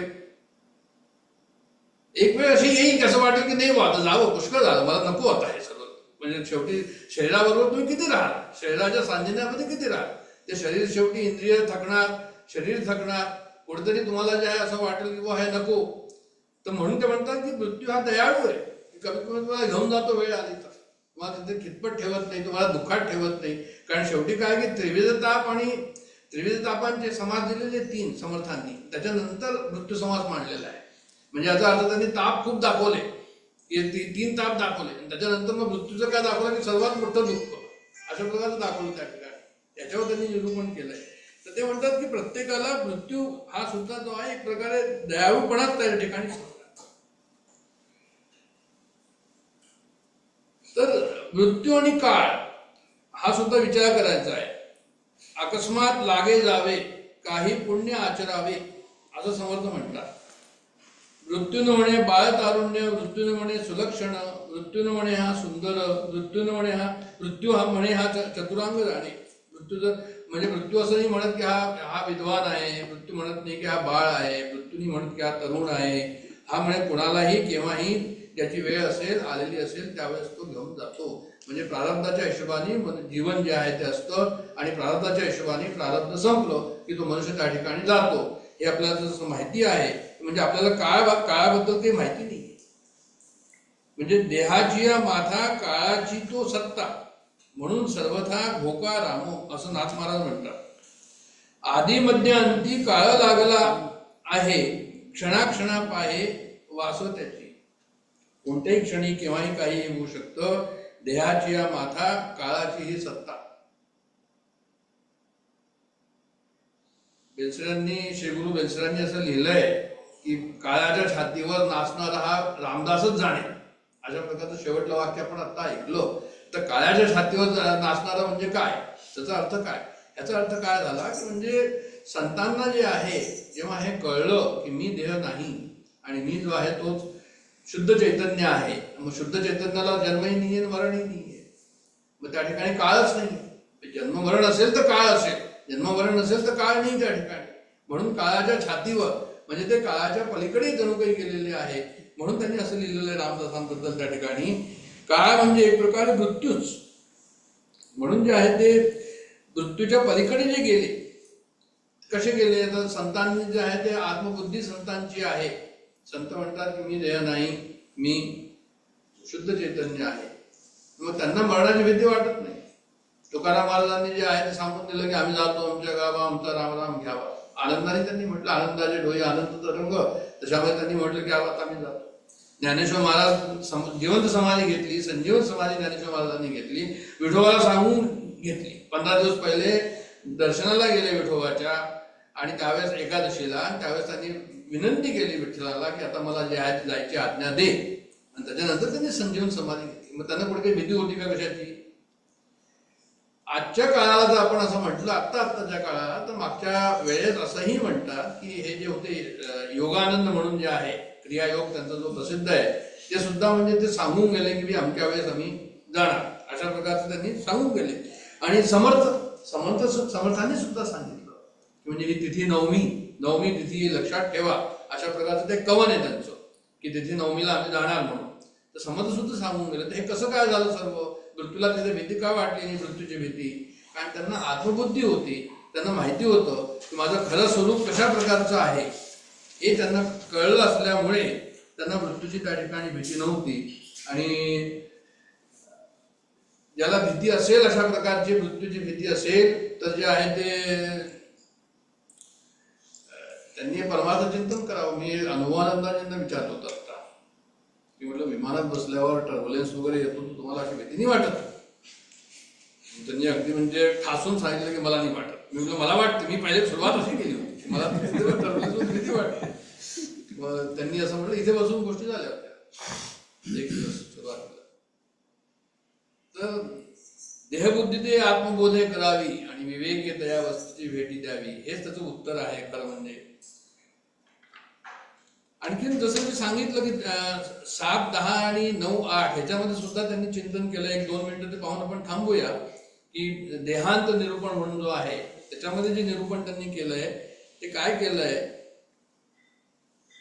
एक तर त्यांनी असं म्हटलंय ते श्रोती कोप न धरावा, हा मृत्यूलोक सगळाच ठावा, उपजला प्राणी जाईल बरवा मृत्यूभूमी. हे आता ह्याच आहे, मृत्यू निरूपणाचाच हा ओवी आहे. मला आश्चर्य वाटलं ही जेव्हा ओवी पाहिली ती, की त्या समर्थाने सुद्धा असं म्हटलं की तुम्ही रागवू नका, मृत्यूबद्दल बोलतोय, म्हणजे असं नको हे अशुभ बोलतात, असं काही मृत्यूबद्दल म्हणतात हे मृत्यू आम्हाला जायची आवश्यक म्हणजे नाहीच, म्हणजे बोलत सुद्धा नाही मृत्यूबद्दल, हे अशुभ आहे असा विचार आमचा असतो. आणि अशा विचारावर तुम्ही 59 ओव्या लिहिलेला आहे. ते 41वी ओवी त्यांची ही आहे. 41व्या ओवीमध्ये जाऊन मी विचार केला की सुरुवातीला का नाही म्हटलं. सुरुवातीला यासाठी म्हटलं त्यांनी की मृत्यूनं म्हणे करता करता करता शेवटी जे 41व्या ओवीमध्ये जाऊन त्यांनी दिलं की म्हणे श्रोती कोप न धरावा, तुम्ही रागवू नका आमच्यावर, कारण मृत्यूबद्दलचं चिंतन या ठिकाणी करतो आहोत. तर एवढंच नव्हे तर पुढच्या समासामध्ये 7, 10 आणि 9, 8 मध्ये सुद्धा त्यांचं चिंतन आहे. तर म्हणे त्यांनी असं लिहिलं या ठिकाणी की तुम्हाला जे आहे ते मृत्यूचा एवढा सविस्तर विचार केल्यावर काय होईल. तर म्हणे आर्ट ऑफ डाईंग असा शब्द प्रयोग एका ठिकाणी केलाय त्यांनी. आर्ट ऑफ डाईंग म्हणजे काय की आमचा मृत्यू कसा हवा, उत्तम मृत्यू म्हणजे काय, उत्तम मृत्यू म्हणजे काय की भगवंताचं स्मरण करता करता जेव्हा मृत्यू होतो तो उत्तम मृत्यू, त्याला ते आर्ट ऑफ डाईंग म्हणतात. तर त्यांना असं म्हणायचं की तुम्ही आर्ट ऑफ लिव्हिंग सुद्धा पहिले समजून घ्या. आर्ट ऑफ लिव्हिंग समजलं तर आर्ट ऑफ डाईंग समजेल. आर्ट ऑफ लिव्हिंग समजलं नाही, काय आर्ट ऑफ लिव्हिंग काय आहे की भगवंताच्या स्मरणामध्ये आम्ही सर्व कार्य करतो आहोत. म्हणजे जे काही आमच्या समोर येतं आहे, जे काही प्रसंग येतात आहे, उत्तम प्रसंग आले त्याची इच्छा, वाईट प्रसंग आले तर कोणाची इच्छा. वाईट प्रसंगामध्ये जर आम्ही जर मनामधून असं असेल किंवा जे आहे हे कसं माझ्याबरोबर झालं आहे, असं का झालं, ते तसं का झालं, असं नाही, ही सुद्धा त्याचीच इच्छा. प्रत्येक प्रसंग जर त्याची इच्छा असेल आणि त्याची जर इच्छा असेल की त्यांनी मला असं ठेवावं, तर मग काय होईल, तर आर्ट ऑफ लिव्हिंग सारखं. म्हणजे हमें राजी उसमें जिसमें तेरी रजा आहे, ये भी वाहवा आहे वो भी वाहवा आहे. ज्या परिस्थितीमध्ये आपण असू त्या परिस्थितीमध्ये जर आम्ही राहू शकलो संतोषाने, तर मग असं समजायचं आम्ही की आर्ट ऑफ लिव्हिंग आम्हाला आलो, म्हणजे मृत्यूचं निरूपण आम्हाला कळलं, अशाही प्रकारचा त्याचा अर्थ होतो. तर त्या समासामध्ये जे हे आहे तुम्हाला 7वा समास आणि 7वा दशक 10वा समास, याच्यामध्ये त्यांनी हा विचार एक मांडलेला आहे देहांत निरूपणामध्ये की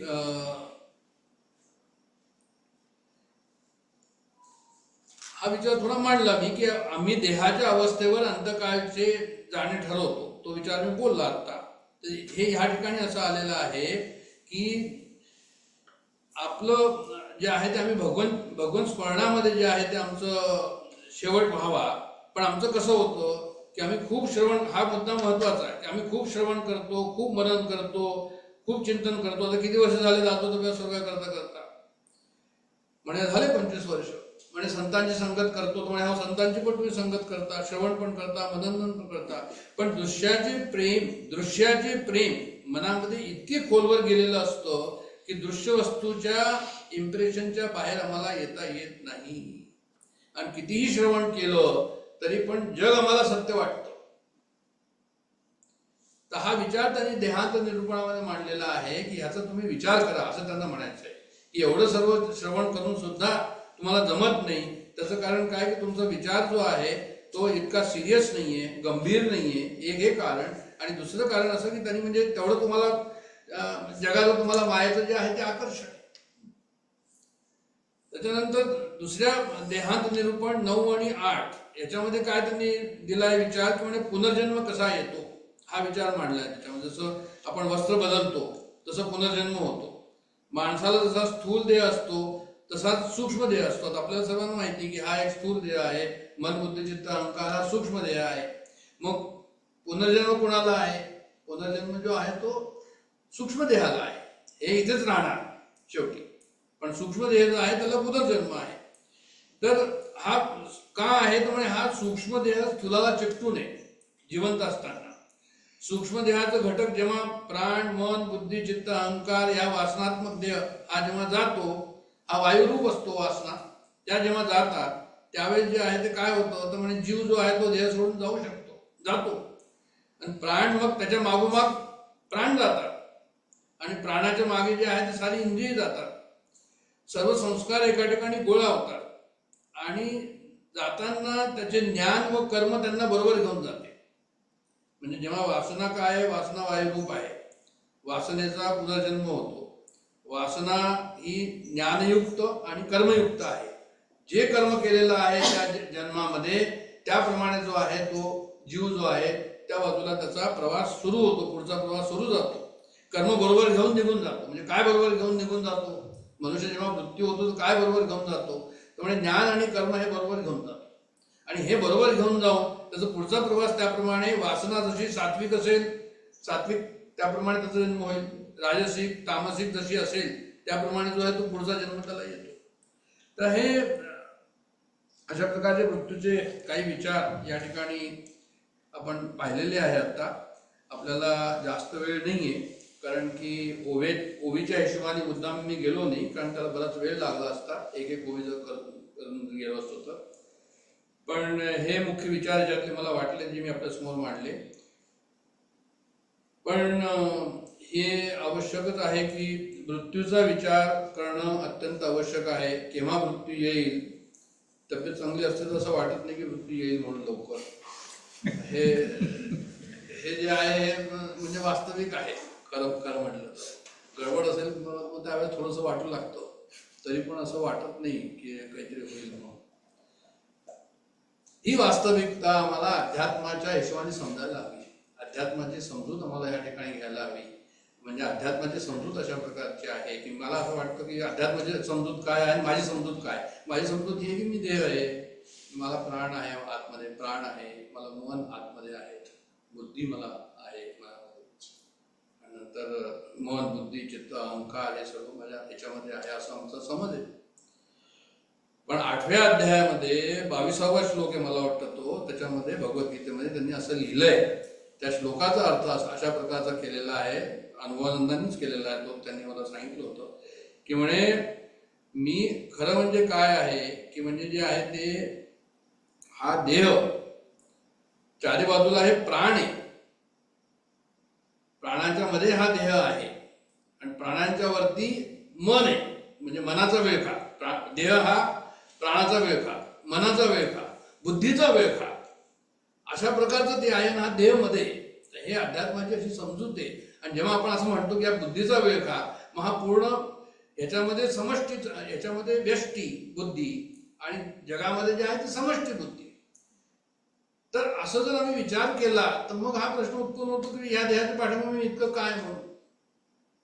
तर हा जो अध्यात्माचा विचार आहे, हा अध्यात्माचा विचार पहिल्या मला माहीत नसतं. नंबर 2 माहीत करायचा विचार केला तर पटत नाही.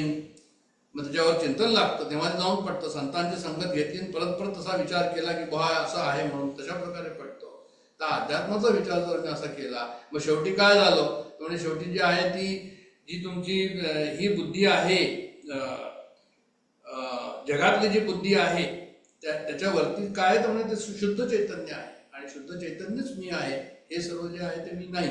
अशा प्रकारचा जर त्या ठिकाणी विचार केला तरच जे आहे ते खरा मृत्यूचा विचार आम्हाला समजेल.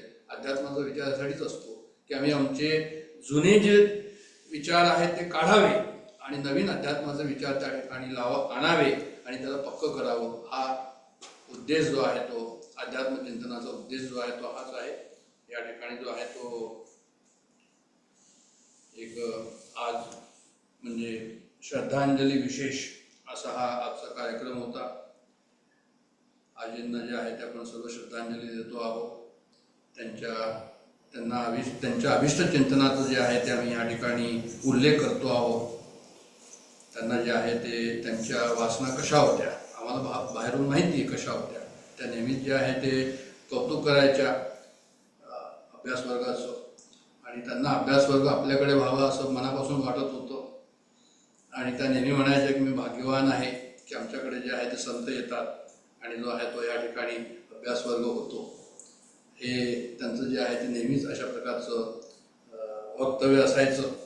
आणि त्याच्यानंतर जे कोणी येईल त्यांची सर्वांची जे आहे काहीतरी ते तारीफ करत होत्या. असं नव्हतं की जे आहे ते फक्त अध्यात्मात इतरही याच्यामध्ये जे आहे त्यांनी बरीच जे आहे ते ऐकलेलं आहे आम्ही. आणि दुसरं असं की त्यांचं म्हणजे त्या असं नव्हतं की गोया झालेलं आहे तर आपण वेगळेच आहोत, अलूप आहोत, आम्हाला कोणाशी संबंध नाही, काही नाही, असं कधीच वाटलं नाही. त्या आमच्या उत्साहामध्ये त्या पुढे असायच्या. एक स्टेप त्यांचं पुढे असायचं. जाताना सुद्धा त्या मला म्हणाल्या होत्या की तुम्ही एकदा भेटून जा म्हणून मला, कारण कदाचित त्यांना त्यावेळेस माहीत असावं की नंतर जे आहे ते भेट होणार नाही की काय, असं मला आता असं वाटतं. पण त्यांनी म्हटलं होतं ते माझ्या लक्षात आहे इकडनं जाताना. मलाही कल्पना नव्हती त्याची काही. आणि एवढंच नाही, तिकडे गेल्यावर सुद्धा त्या ऑनलाईनवर सुद्धा त्या ठिकाणी असायच्या. जो ज्ञानेश्वरीचा आपला हे आहे, सुरुवातीला आपण जे म्हणतो ज्ञानेश्वरीचं काय म्हणतो त्यात त्यांनी दिलेला आहे. तो भाग जो आहे तो त्यांनी त्या पहिलेच्या ग्रुपमध्ये जिथे कुठे असतील भारतामध्ये त्यांनी त्या ओव्या ज्या आहेत त्या आणल्या होत्या, केल्या होत्या. त्या ओव्याची कॉपी त्यांनी मला दिली पुष्कळ वर्षापूर्वी.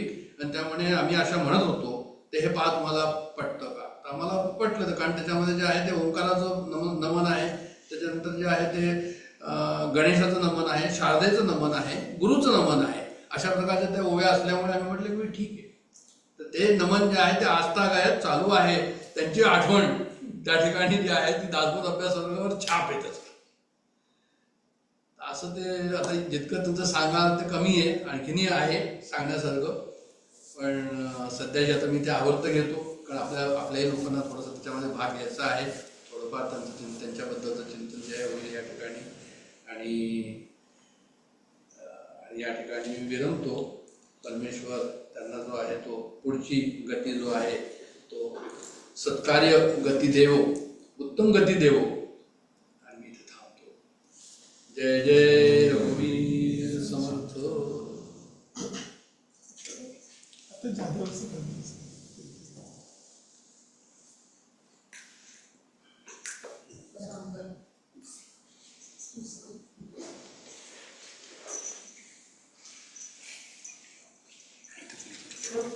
नमस्कार. आता आपण डॉक्टर जाधवांचा ऑडिओ ऐकू. काही कारणाने ते इथे हजर नाही आहेत, पण त्यांनी ऑडिओ पाठवला. महेशजी नमस्कार. महेशजी माझं आज डॉक्टर साहेबांशी बोलणं झालं, डॉक्टर व्यंकटकरांशी. आणि मला माहीत नव्हतं मातोश्रींच्या बद्दल. आत्ता कळालं त्यांच्याकडून, म्हणून मी फोन करतो. फोन करण्याऐवजी मला वाटलं मी मेसेज द्यावा. दुःखद बातमी आहे. मलाही थोडं दुःख झालं. त्याचं कारण असं होतं की थोडंसं मला आईंच्या बरोबर आपल्या एक वेगळा संबंध प्रस्थापित झाला होता. जेव्हा जेव्हा आम्ही सत्संगाला किंवा इतर प्रसंगांमध्ये भेटायचो तेव्हा एक काय म्हणतो त्याला एक वेगळी केमिस्ट्री होती असं म्हणू आपण. एक भाव होता त्यांचा माझ्याबद्दल म्हणा किंवा मला त्यांच्याबद्दल. म्हणजे मला तर ते माझ्या आईसारखेच वाटत होते, त्यात काही प्रश्न नाहीये. आहे पण आता परमेश्वराची इच्छा आहे, त्याच्या पुढे आपला फारसा काही जोर चालत नाही. त्यांचा संघ, त्यांचं अस्तित्व थोडं आणखीन आपल्याला मिळालं असतं तर बरं झालं असतं. पण शेवटी विधात्याच्या इच्छेप्रमाणे आपण चालतो. आपल्याला परमेश्वर धीर देवो. त्यांनीच शिकवलेल्या मुशीत आपण तयार झालेले आहात. त्यामुळे त्यांच्या संस्कारातून त्यांचा वास हा आजूबाजूला राहणारच आहे.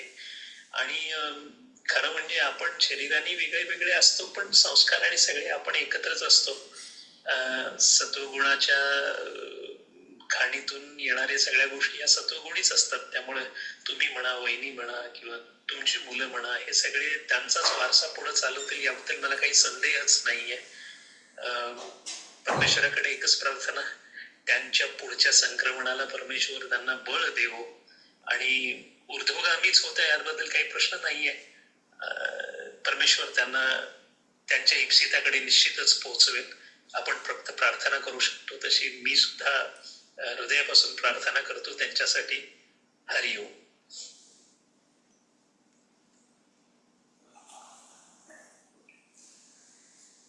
मावशी गेल्या हे मला अजून खरंच वाटत नाही. अजूनही असं वाटतं की पटकन त्यांचा फोन येईल आणि त्या म्हणतील प्रेमाने, काय गं संपदा, कशी आहेस, ग्लेन कसा आहे. खरंच वाटत नाही.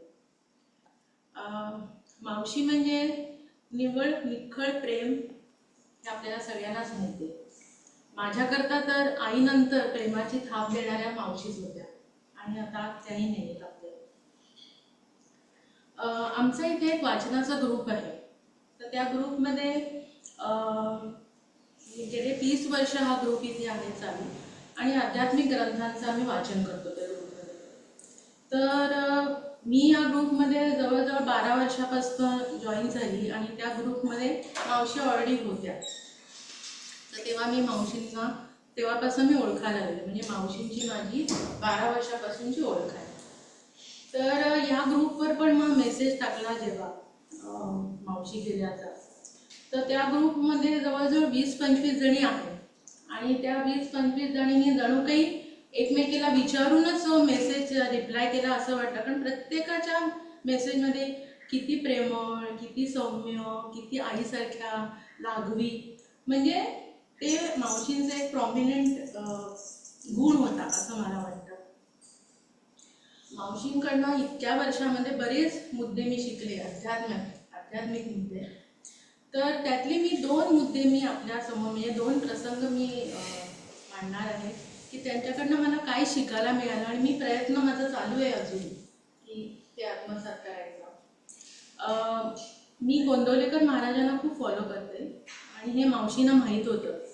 तर एक दिवस गोंदवलेकर महाराजांचं प्रवचनाचं पुस्तक आहे एव्हरीडे, तर ते पुस्तक त्यांनी मला गिफ्ट म्हणून दिलं आणि देताना मला म्हणाल्या की संपदा तुला मी एक सांगते बरं का, की म्हणे कसं आहे ना, आपल्या प्रत्येकामध्ये ना गुण आणि दोष असतात. तर महाराज काय म्हणतात की म्हणे कोणाची परनिंदा करू नकोस. तर म्हणे तुझे गुण, तुझे जर दोष कोणी तुझ्यासमोर मांडले तर तुला ते आवडतील का, नाही ना. तर म्हणे हे लक्षात ठेव आजन्म, कोणाचे पण दोष दिसले ना ते तुझ्या मनातच ठेव, पण ते कोणापर्यंत बोलून नको नकोस. पण त्याच वेळेला त्याच्यातले गुण हेर आणि त्या गुणांचं भरभरून कौतुक कर. आणि मला नवलच वाटतं की मावशीने ते आपल्याला आचरणात दाखवलं. म्हणजे मी आज तागात ऐकलं नाही की मावशीने कोणाची पण निंदा माझ्याकडे केलेली मला अजिबात नाही. कोणी असो, कोणाचीच त्यांनी निंदा केली नाही, उलट प्रत्येकाचं त्यांनी भरभरून कौतुक केलं. तर हा गुण, म्हणजे हा त्यांनी सांगितलेला मुद्दा मी आचरणात आणण्याचा प्रयत्न करते. 100% तरी नाही झालंय माझ्याकडनं, तरी चालू आहे त्याच्यावर काम माझं. दुसरा प्रसंग असा की मावशी जायच्या आधी 20 दिवस अगोदरच मला वाटते, जेव्हा त्या व्यवस्थित होत्या तब्येतीने, त्यांचा मला मेसेज आला की मला फोन कर गं, तुझी खूप आठवण येते. मग मी त्यांना फोन केला नेहमीप्रमाणे इतक्या प्रेमाने त्या बोलल्या आणि म्हणे मला किती आनंद झाला तुझ्याशी बोलून. आणि हे प्रत्येकाला ते म्हणायचे, मला खूप आनंद झाला तुझ्याशी बोलून असं. तर अगदी असं मन भरून येतं ना आपल्याशी कोणी असं बोललं की. तर मला म्हणाला कशी आहेस गं तू, काय करतेस असं. तर मी म्हटलं मावशी खरं सांगू का, त्या आमचा जो वाचनाचा ग्रुप होता त्या ग्रुपमधल्या एक म्हणजे ताई होत्या, तर त्यांना अचानक हृदयविकाराचा झटका आला आणि त्या गेल्या, आणि त्या अचानक गेल्या. म्हणजे माझं त्यांचं रोजचं कॉन्व्हर्सेशन व्हायचं गुड मॉर्निंग मेसेजेसचं, आणि आज त्यांचा मेसेज आला आणि दुसऱ्या दिवशी मला कळलं की शी इज नो मोर. त्यांच्या मुलीचा मेसेज आला की आई गेली अगं मावशी. तर मला एकदम असा धक्का बसला तो. तर मी मावशींना म्हटलं की मावशी, म्हटलं खरं सांगू का मावशी, म्हटलं मन जरा उदास आहे, कारण म्हटलं मंजूताई गेल्या. तर मावशी इतक्या खंबीरपणे मला म्हणाल्या की अगं असं काय करतेस तू. तर म्हणे अगं तुला माहिती आहे ना आपण दासबोधाचं वाचन करतो ना, दासबोधामध्ये मृत्यू समर्थांनी लिहून ठेवलाय जो आपण आत्ताच वाचला. तर म्हणे त्याच्यात समर्थांनी काय लिहिलंय, म्हणे मृत्यू हा प्रत्येकाला येणार आहे. कोण आधी जाणार आहे कोण नंतर जाणार आहे, पण सगळ्यांना येणारच आहे. तर म्हणे असं वाईट नाही वाटून घ्यायचं, म्हणे आपल्याला ते देवाने आयुष्य दिलंय ना ते छानपैकी जगायचं आणि म्हणे मृत्यूला आनंदाने सामोरं जायचं. म्हणजे मला इतकं नवल वाटलं की त्यांच्या वयाला असलेला मनुष्य सहसा इमोशनल होतो. त्या वयाला गेल्यावर माणसं इमोशनल होतात. तर उलटं झालं इथे, मी त्यांच्यापेक्षा यंग आणि मी इमोशनल झाली होती की त्या मंजूताई गेल्या म्हणून. पण मावशीने मला धीर दिला खंबीरपणे आणि मावशी म्हणाल्या की असं करू नकोस बाळा, व्यवस्थित तुझं म्हणजे जीवन जग चांगल्या प्रकारे आणि अशा छोट्या मोठ्या प्रसंगाने तू विचलित नको होस. आणि म्हणाले की तुझा अध्यात्माचा अभ्यास चालू ठेव. तर मला मावशींचं म्हणजे काय म्हणतात त्यांचा प्रेझेन्स मला नेहमीच मिस होणार आहे आजन्म. पण त्या आठवणीतनं आपल्याबरोबर रोज राहणार आहेत आणि त्यांनी सांगितलेले जे कधी ना कधी छोटे छोटे नुसते आपण म्हणतो ना की ते मला उपयोगी येणार आहे. तर मला निश्चित खात्री आहे की मावशींचा दासबोधाचा इतका गाढा अभ्यास होता आणि त्यांनी तो दासबोध आचरणात आणला होता. मावशी समर्थ भक्त होत्या आणि ते त्यांच्या चरणीच विलीन झाल्या आहेत, त्याच्यात काही दुमत नाही. तर मी मावशींना नमस्कार करते. आता मी तुम्हाला सांगितलं होतं की आमचा जो ग्रुप आहे वाचन ग्रुप, तर त्या ग्रुपमध्ये गेले 30 वर्ष आम्ही ग्रंथांचं वाचन करतो. तर त्या ग्रुपमधल्या ज्या मुख्य आहेत हेमाताई बोधनकर, आपल्यापैकी बऱ्याच लोकांना त्या माहीत असतील.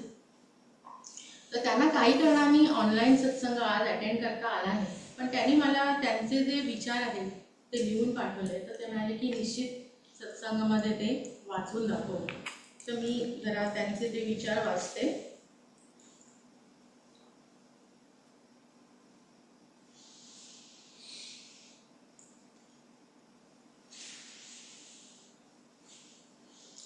उपस्थित सगळ्या मान्यवरांना सादर नमस्कार.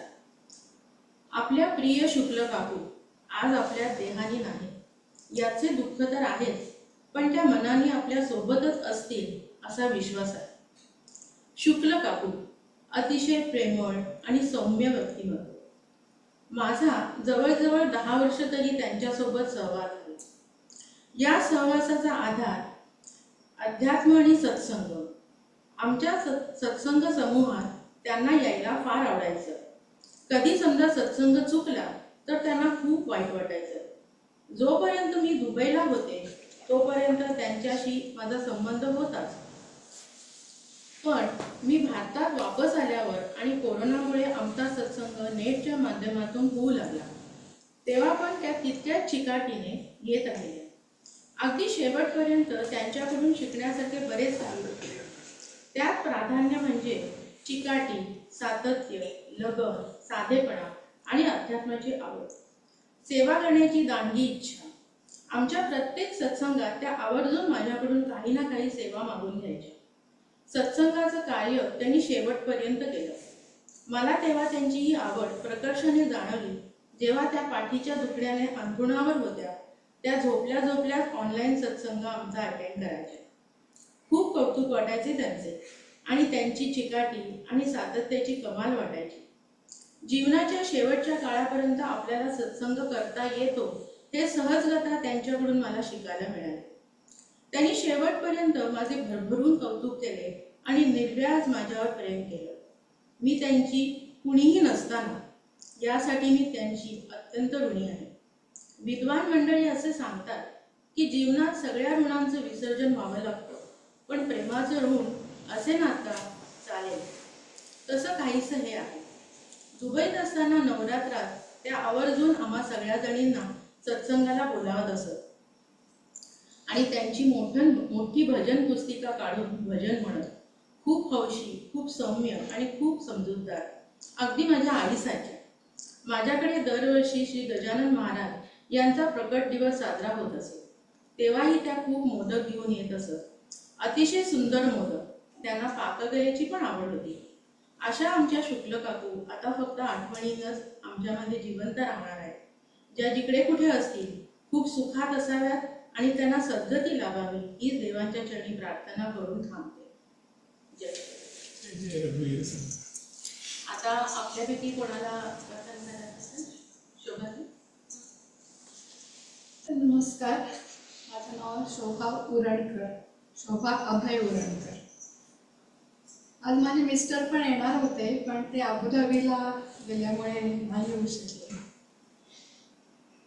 खरं तर या दोघींनी जे सांगितलं तसंच माझा पण अनुभव आहे. 2010-12 साली मला आजी भेटल्या. मी त्यांना कौतुकाने आजीच म्हणायचे. तर आजी म्हणायच्या, मला 5 नातवंड आहेत, मी माझ्या 5 नातवंडांना मोठं केलंय आणि नातवंड पण माझ्यावर एवढी माया करतात, मला नेहमी सांगायच्या त्या. तर मी म्हणून त्यांना आजी म्हणायचे.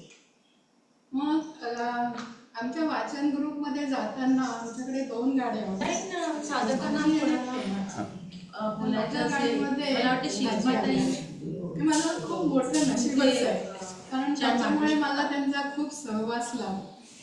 ॲक्च्युली आजींनी आम्हा सगळ्या मुलींना आईचं प्रेम दिलं आणि एक गुण म्हणजे त्यांनी कोणाबद्दलही निगेटिव्ह कधीही बोलल्याचं आम्ही ऐकलं नाही. म्हणजे हा गुण मी माझ्यामध्ये आत्मसात करायचा प्रयत्न केला. दुसरी गोष्ट म्हणजे मला काय इतके संस्कृत श्लोक त्या काळी नाही म्हणता यायचे, तर त्यांनी मला बरेचसे श्लोक वगैरे लिहून दिले त्यांच्या छान सुंदर हाताने आणि मी ते म्हणायला लागले. मला खूप बरं वाटलं त्याच्यामुळे. आणि नेहमी काय सांगू, आजींच्या मोदकाची गोष्ट तर आमच्या ग्रुपमध्ये फारच फेमस आहे. इतके सुंदर मोदक, आतलं सारण आणि वरची पारी दोन्ही सुंदर. म्हणजे त्या आत बाहेर जशा सुंदर होत्या तसंच मला वाटायचं. आता कुठेही मोदक बघितला तरी मला आजींच्या मोदकाची चव आठवते अजूनही. आणि आजी खरंच भाग्यवान. त्यांना 2 मुली 1 मुलगा, सुनेचं इतकं प्रेम लाभलं. आम्हाला त्या नेहमी सांगायच्या, माझी ज्योती अशी आहे, माझी ज्योती तशी आहे. त्याच्यावरून मी शिकले की आपल्या सुनेचं कौतुक करायला पाहिजे आणि तसं मी म्हणजे करायला लागले. त्यापासून आमचे संबंध खूपच चांगले झाले ॲक्च्युली. आजींकडून खूप शिकले.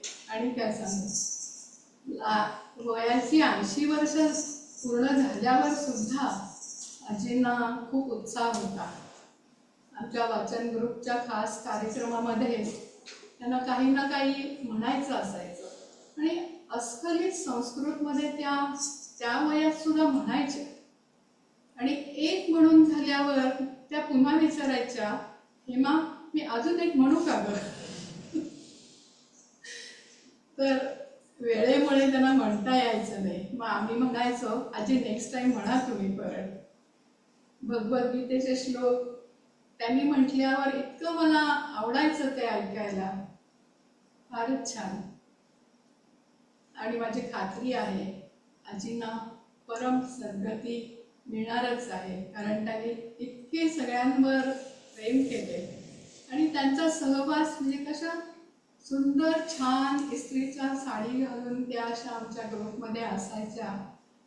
त्यांना बघूनच प्रसन्न वाटायचं. असं काय ऋणानुबंध असतात माहिती नाही, पण त्या ज्या दिवशी गेल्या त्या दिवशी मला प्रचंड असं अस्वस्थ व्हायला गेलं. म्हणून मी ज्योतीला फोन केला. मी तिला आयुष्यात कधीही फोन केला नव्हता. तिला फोन केला, अगं आई बऱ्या आहेत ना? तर ज्योतीने मला सांगितली दुःखद बातमी. म्हणजे काय मला काही कळत नाही काय ऋणानुबंध आहे. एवढंच बोलायचं.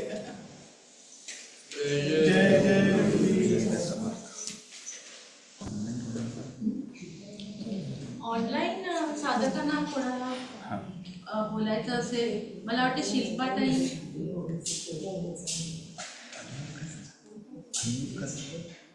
अनम्यूट करा. जय योगेश्वर. आज मला प्रत्यक्ष हजर राहायची खूप इच्छा होती, पण काही कारणांमुळे मी सीमाकडे आलेली आहे, म्हणून मी तुमच्याशी ऑनलाईन बोलतो आहे. शुक्ल आजींचा आणि माझा सहवास 2011 पासून त्या मुंबईत जाईपर्यंत होता. आमचे दोघींचे प्रेमाचे संबंध खूप दृढ होते. आमची दोघींचीही मुलं कर्तृत्ववान, दुबईत स्थायिक झालेली, हा सार्थ अभिमान दोघींनाही होता. आमच्या गप्पांचा विषय हाच असे. आणि त्या सुद्धा शिक्षिका होत्या, नोकरी केलेल्या होत्या, नावाप्रमाणे सुशील होत्या. त्यांच्या प्रत्येक गुणाची दाद घ्यावी इतक्या सद्गुणी त्या होत्या. त्यांच्याविषयी काय बोलावं हाच खरा प्रश्न आहे. स्वतः आचरणाने लोकांना उपदेश करत असत. उपदेश म्हणजे उगीचच नाही, गरज असेल तिथे तेवढाच मोजकाच सल्ला देत असत. त्यांच्या सल्ल्याचा मला बराच आयुष्यात उपयोग झालेला आहे आणि आजही मला त्यांची खूप आठवण येते. आमच्या ग्रुपमधल्या सुशील, सोशिक, कर्तृत्ववान आणि ध्येयनिष्ठ आजी होत्या. सभ्यतेचं दुखणं सहसा सांगणं त्यांना आवडत नसे, पण अगदीच नाईलाज झाला तर त्या बोलत असत. आणि खरं म्हणजे त्यांना सुनेबद्दल अत्यंत प्रेम होतं. महेश बद्दलही मुलाबद्दल असणारच, पण नातवाबद्दल, माझा नातू आणि त्याचं लग्न यांचं अवीट वर्णन त्यांनी माझ्याजवळ केलं होतं. अत्यंत सुखी आयुष्य, समृद्ध आयुष्य जगलेल्या आजी आपल्या जीवनात त्यांनी आपलं दुःख कधीही कोणालाही न वदता सहन केलं, कारण त्यांना एकच शल्य होतं की काका आधी गेले होते. पण ह्या हातातल्या गोष्टी नाहीत, हेही आम्ही बऱ्याच वेळा चर्चिल्या होत्या. असो, त्यांच्या सत्कर्माने, त्यांच्या सद्गुणाने त्यांनी यश, कीर्ती, समृद्धी मिळवलेलीच आहे. मुलांनी तो वारसा वाढवलेला आहे. त्यांना नक्कीच सद्गती परमेश्वर देईल आणि द्यावी अशी मी सदिच्छा व्यक्त करते आणि माझे 2 शब्द थांबवते. धन्यवाद.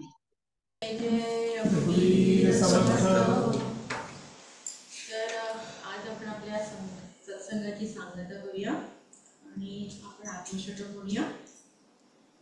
मनोबुद्ध्यंकार चित्तानिनाहं न श्रोतजिह्वेन चघ्राणनेत्रे न च व्योमभूमिर्न तेजो न वायुः चिदानन्दरूपः शिवोऽहं शिवोऽहं न च प्राणसंज्ञो न वा पञ्चवायुः न वा सप्तधातुर्न वा पञ्चकोशः न वा पाणिपादौ न चोपस्थपायुः चिदानन्दरूपः शिवोऽहं शिवोऽहं न मे द्वेषरागो न मे लोभमोहो मलो नैव मे नैव मात्सर्यभावः न धर्मो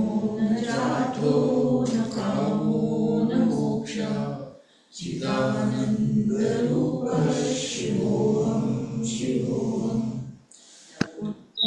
न पापं न सौख्यं न दुःखं न मन्त्रो न तीर्थं न वेदा न यज्ञः अहं भोजनं नैव भोज्यं न भोक्ता चिदानन्दरूपः शिवोऽहं शिवोऽहं न मे मृत्युशङ्का न मे जातिभेदः पिता नैव मे नैव माता न जन्म न बन्धुः न मित्रं गुरुर्नैव शिष्यः चिदानन्दरूपः शिवोऽहं शिवोऽहम् अहं निर्विकल्पो निराकाररूपो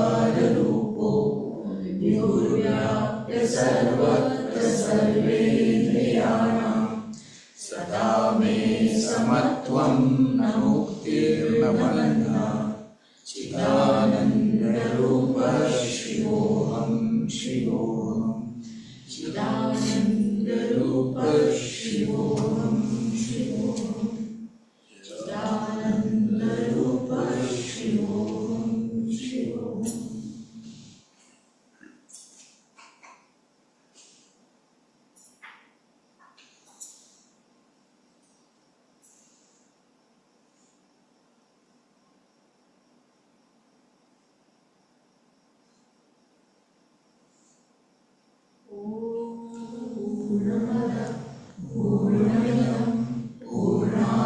पूर्णमुदच्यते पूर्णस्य पूर्णमादाय पूर्णमेवावशिष्यते ॐ शान्ति शान्ति